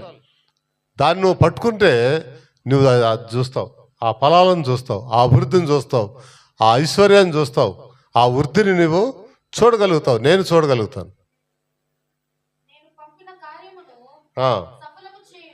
ఏంటంట, ఆయన పంపిన కార్యం ఏమవుద్ది? సఫలమవుద్ది, విఫలం కాదు. దేవుని దగ్గర నుంచి వచ్చే ఆశీర్వాదము విఫలం కాదు. దేవుని దగ్గర నుంచి వచ్చే మాట విఫలం కాదు. ఆయన మాట ఏం చేస్తామంటే మనం సంతోషంగా బయలు వెళుదాము, సమాధానము పొంది తోడుకొని. ఇంకా మీ ఎదుట పర్వతములను మెట్లను సంగీత నాదము చేయును, పొలములోని చెట్లన్నీ చప్పట్లు కొట్టును. దేవుని మీద ఆధారపడ్డప్పుడు అండి అన్నీ జరిగేది. అన్నాడు కదా, నువ్వే కూని లేచి చాలా రాత్రి అయ్యేదాకా కష్టాజితం దించుంటావు, అర్థమే తన ప్రియులు నిద్రించుండగా ఇస్తాడంటే నువ్వు దేవుని మాట కొరకు నువ్వు కనుక ఆయన ఆజ్ఞలను, ఆయన మాటలను నువ్వు ఎప్పుడైతే చక్కగా దానికి లోబడి ఉంటావో, ఆయన అధికారాన్ని మొక్కుంటావో, ఆయన మాటలను నీ హృదయం అనే పలక మీద రాసుకుంటావో, నీ సొబుద్ధిని ఆధారంగా చేసుకోకుండా ఉంటావో, అప్పుడు ఈ మాటలన్నీ కూడా మన జీవితంలో ఫలిస్తాయి. ఫలాలు మనం చూస్తాం. కాబట్టి అది మనకు అవసరం. అందుకనే 8వ వచనం 9వ వచనం చూడండి. అక్కడే వినండి, మన ఆలోచనలు ఎన్నో ఉన్నాయి, మన తలంపులు ఎన్నో ఉన్నాయి కదా, ఉన్నాయా లేదా? మన బిడ్డల విషయంలో, మన విషయంలో, మన జీవితం, మన ఆలోచన, మన తలంపులు ఎట్లుంటాయి? చాలా ఉంటాయి. అయితే ఇక్కడ ప్రభు అంటున్నాడు, నా తలంపులు మీ తలంపులు వంటివి కావు, మీ త్రోవలు నా త్రోవలు వంటివి కావు. ఇదే యెహోవా వాక్. ఏంటంట, మన తలంపులు ఆయన తలంపులు వంటివి కావు, ఆయన మార్గం మన మార్గం వంటివి కావు. ఆయన మార్గం సత్యమైనది, ఆయన మార్గము దయగలిగినది. అవునా కాదా? ఆయన దయను సత్యమును మిమ్మల్ని విడిచి పోవద్దు అన్నాడు కదా. కాబట్టి ఇక్కడ ఏమన్నాడు ఇంకా 9వ వచనంలో, ఆకాశములు భూమికి పైన ఎంత ఎత్తుగా ఉన్నవో మీ మార్గముల కంటే నా మార్గములు, మీ తలంపుల కంటే నా తలంపులు ఎంతో ఎత్తుగా ఉన్నాయి. అదండి మన ఆలోచనలు, మన తలంపుల కంటే నువ్వు గనక దేవుని మీద ఆధారపడితే, నీ కుటుంబం దేవుని మీద ఆధారపడితే, నీ వ్యక్తిగత జీవితం దేవుని మీద ఆధారపడితే, ఆయన తలంపులు ఆయన ఇవి నెరవేరుతాయి మన జీవితంలో. అదే మనం ఇక్కడ సాక్ష్యం చెప్తాం. ఆ సాక్ష్యం చెప్పకుండా ఉండకూడదు. అందుకని మీరు అన్నారు, దేని విషయంలో మీరు దేవునికి కృతజ్ఞత చెప్పండి. అదే దేవుని చిత్తం. మన ప్రతి విషయంలో దేవునికి కృతజ్ఞతాస్తులు చెల్లించాలి. అది దేవుని చిత్తం. ఆ సాక్ష్యం చెప్పకుండా ఉండకూడదంట, చెప్పాలి. చాలాసార్లు చాలామంది అనుకుంటారు అదేదో అవమానంగా పీలుస్తారు, ఆలోచిస్తారు. కానీ మనం చెప్పాలి, అది మంచిదైనా చెప్పాలి, ఏం జరిగింది చెప్పాలి. నువ్వు దేవుని నువ్వు చేస్తే, ఇప్పుడు యాకోబు చెప్పాడా లేదా? యాకోబు అప్పుడేమో తండ్రి దగ్గర ఇస్సాకు దగ్గర ఏం చెప్పాడు? ఏసావని చెప్పాడు. స్వరమేమో యాకోబుది, ఆయన ఒళ్ళు తవిడి చూసాడు డౌట్ వచ్చి. కళ్ళు కనపడవు కనుక ఆడ తప్పించుకొని పోయాడు. కానీ దేవుని దగ్గరకు వచ్చి నన్ను ఆస్వాదించి అడిగినప్పుడు దేవుని దగ్గర దాచుకోలేకపోయాడు. అప్పుడేమన్నా నా పేరు యాకోబయ్య అని ఒప్పుకున్నాడు. కాబట్టి మన జీవితం కూడా అలా ఉండాలి, ఒప్పుకునేటట్టుగా ఉండాలి, కప్పుకునేటట్టుగా ఉండకూడదు. కాబట్టి మనం ఆ విధంగా మనం ముందుకి సాగాల. ఇంకా ఆయన ఆలోచనలు ఎంతగా ఉంటాయంటే, ఆయన ఎలాంటి వాడు అంటే ఒకసారి మనం ఆలోచన చేస్తే ఆ 57వ అధ్యాయము 15వ వచనంలో ఆయన చెప్తాడు. ఆయన ఆయన ఆయన సంగతాడు చెప్తున్నాడు, మనతో చెప్తున్నాడు. ఒకసారి వినండి ఆ మాట. మహాగణుడును మహోన్నతుడును పరిశుద్ధుడును నిత్య నివాసి అయిన వాడు. అమ్మా వినండి, ఎవరైనా మహోన్నతుడు, ఇంకా ఎవరైనా మహాగణుడు, ఆయన ఎవరు? ఇంకా పరిశుద్ధుడు. ఆయన అంటున్నాడు, నేను మహోన్నతమైన పరిశుద్ధ స్థలములలో నివసించువాడను అంటున్నాడు. అయినను ఏమండి, ఆయన మహోన్నతమైన స్థలములలో పరిశుద్ధ స్థలములలో నివసించేవాడు. ఆయన అంటున్నాడు, అయినను వినయము గలవారి ప్రాణమును, అంటే వినేవారి దగ్గర ఉంటాడంట. ఎక్కడుంటాడు ఆయన? వినేవారి దగ్గర ఉంటాడు. వింటమంటే వింటే నువ్వు ఆ పని చేస్తావు, అవునా? వింటే ఆ పని చేస్తావు. కాబట్టి ఇంకా ఆయన ఏం చేస్తాడంటే వినేవారి ప్రాణాన్ని ఉజ్జీవింపజేస్తాడంట.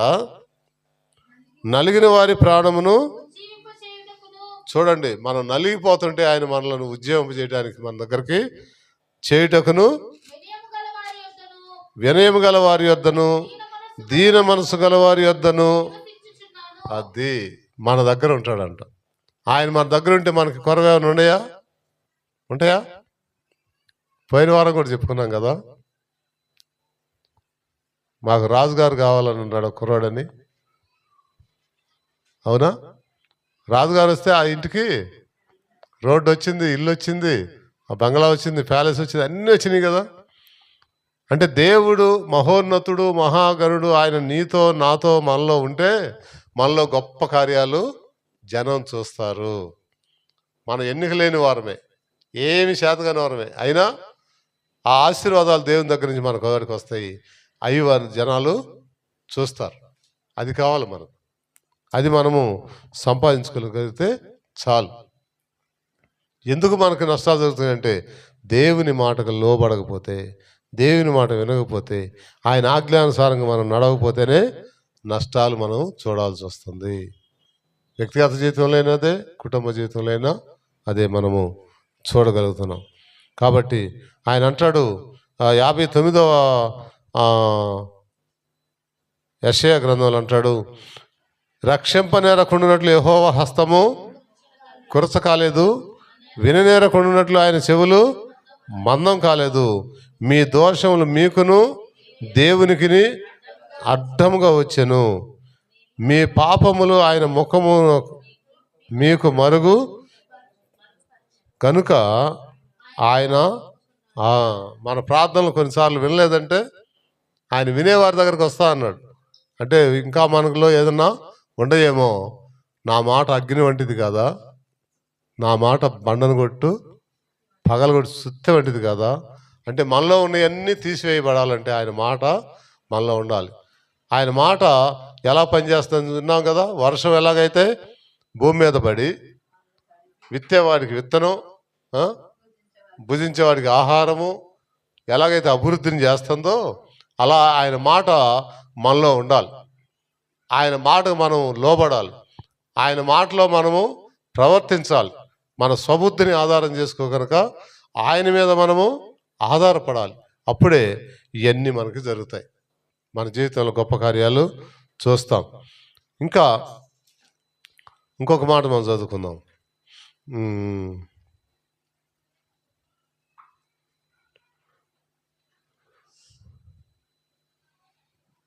హెబ్రీ పత్రిక 4వ అధ్యాయము 12వ వచనం.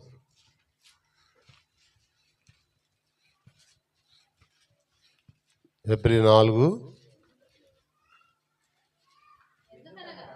మా వినండి. ఎందుకనగా దేవుని వాక్యము, వినండి, ఎందుకనగా దేవుని వాక్యం సజీవమై బలము గలదై రెండంచులు గల ఎటువంటి ఖడ్గము కంటెను వాడిగా ఉండి ప్రాణ ఆత్మలను కీళ్లను మూలుగులను విభజించినంత మటుకు దూరుచు హృదయం యొక్క తలంపులను ఆలోచనలను శోధించుచున్నది. ఆయన మాట మూలుగుల్లో కూడా వెళ్ళిపోద్దంట. చచ్చిపోయాడు లేచి నాకు దేవుడు స్వస్థపరిచాడు ఎందుకు చెప్పగలుగుతున్నాడు? అవునా? ఇప్పుడు 12 సంవత్సరాల నుంచి బాధపడుతున్నాం, ఆస్తి అంతా పోగొట్టుకుందంట, అందరి వైద్యులు కడిగిపోయిందంట, కానీ స్వస్థత లేదు. యేసయ్య గురించి విన్నదంట. ఆయన వస్త్రపు చెంగు ముడితే చాలు బాగుపడుతుంది అనుకుందంట. అనుకొని వచ్చి ఎలాగొచ్చి ఆయన వస్త్రపు చెంగు తాకింది, స్వస్థపడింది. అంత విశ్వాసం మనలో ఉండాలి. దేవుని వాక్యం మనలో, ఆ వాక్యమైన యేసయ్యను మనం అత్తుకోవాలి. ఆయన నా జీవితంలో ఉండాలనుకుంటే మన కీళ్లలో మూలుగుల్లో కూడా సత్వ వస్తుందంట. అది ఇంకా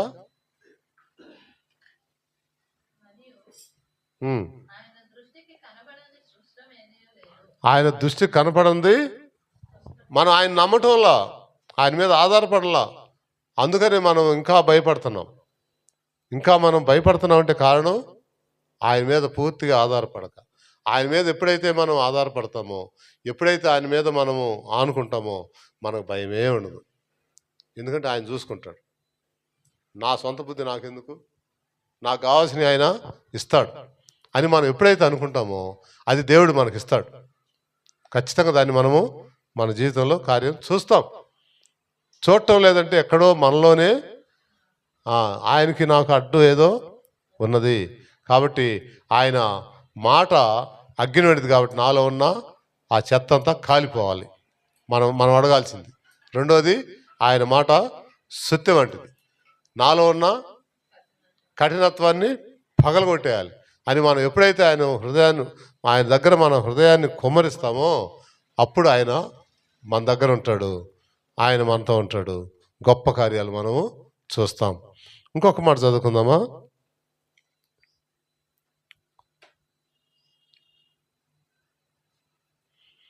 యాకోబు 1:23.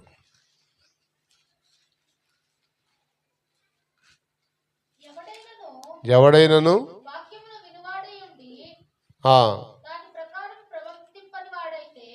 వినండి, ఎవడైనను వాక్యమును వినువాడయుండి దాని ప్రకారము ప్రవర్తింపని వాడైతే వాడు అద్దములో తన సహజ ముఖమును చూసుకొని, అది వాక్యం విని వాక్య ప్రకారంగా ప్రవర్తించిన వాడంట అద్దంలో తన ముఖాన్ని చూసుకొని అవతలకు పోయి మర్చిపోతాడు కదా, అట్లాగా ఉన్నాడంట.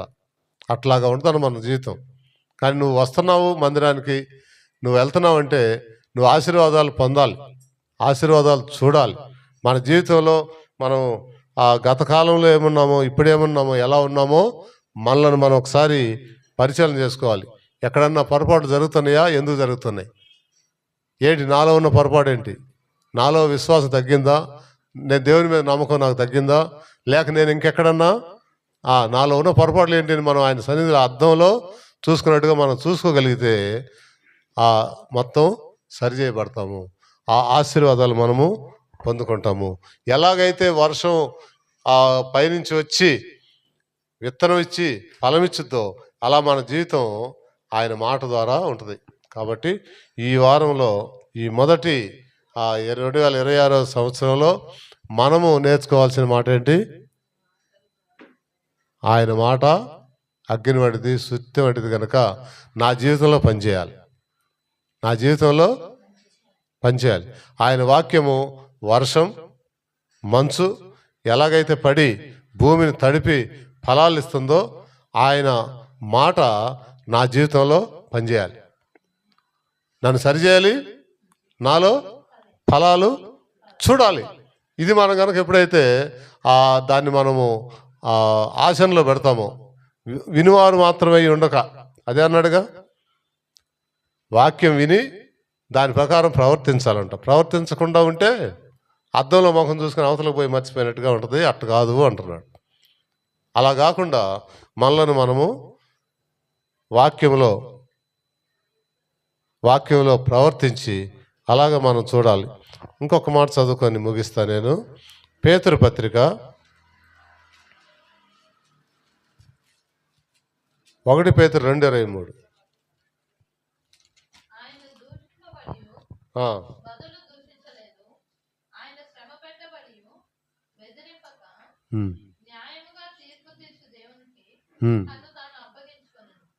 ఏమండి, ఇప్పుడు ఏం చేయాలంటే మనము, మా ప్రభు మనకు నేర్పిస్తున్నాడు.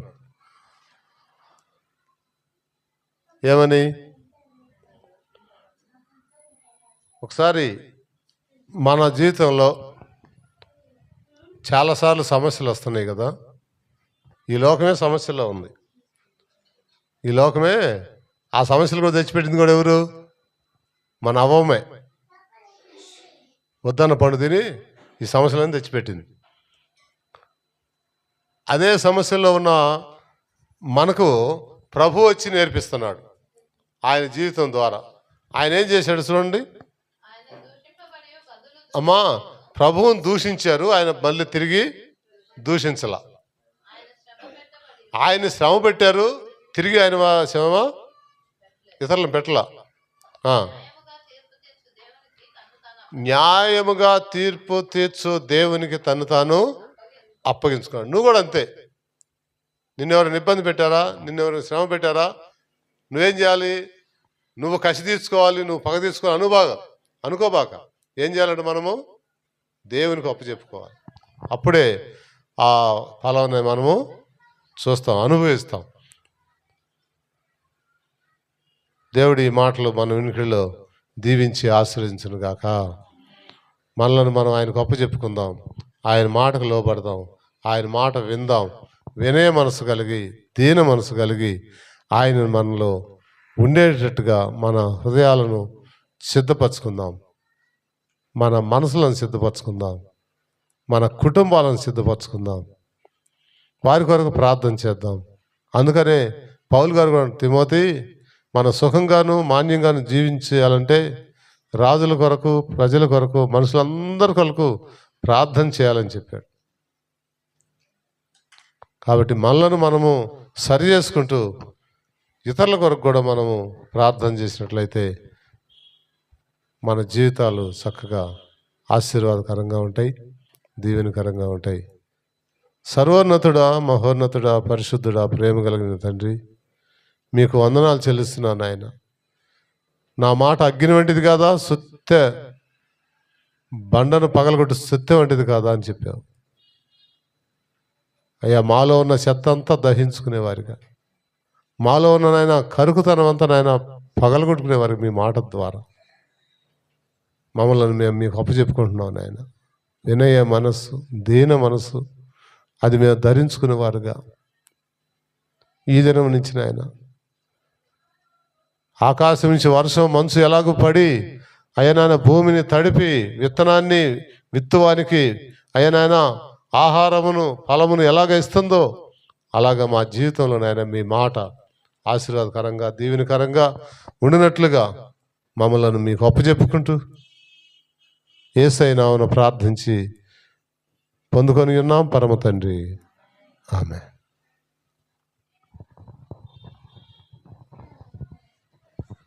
మరి సమయంలో బాప్తిసం తీసుకున్న వారు మనం సిద్ధంగా ఉందాం. ప్రార్థన పూర్వకంగా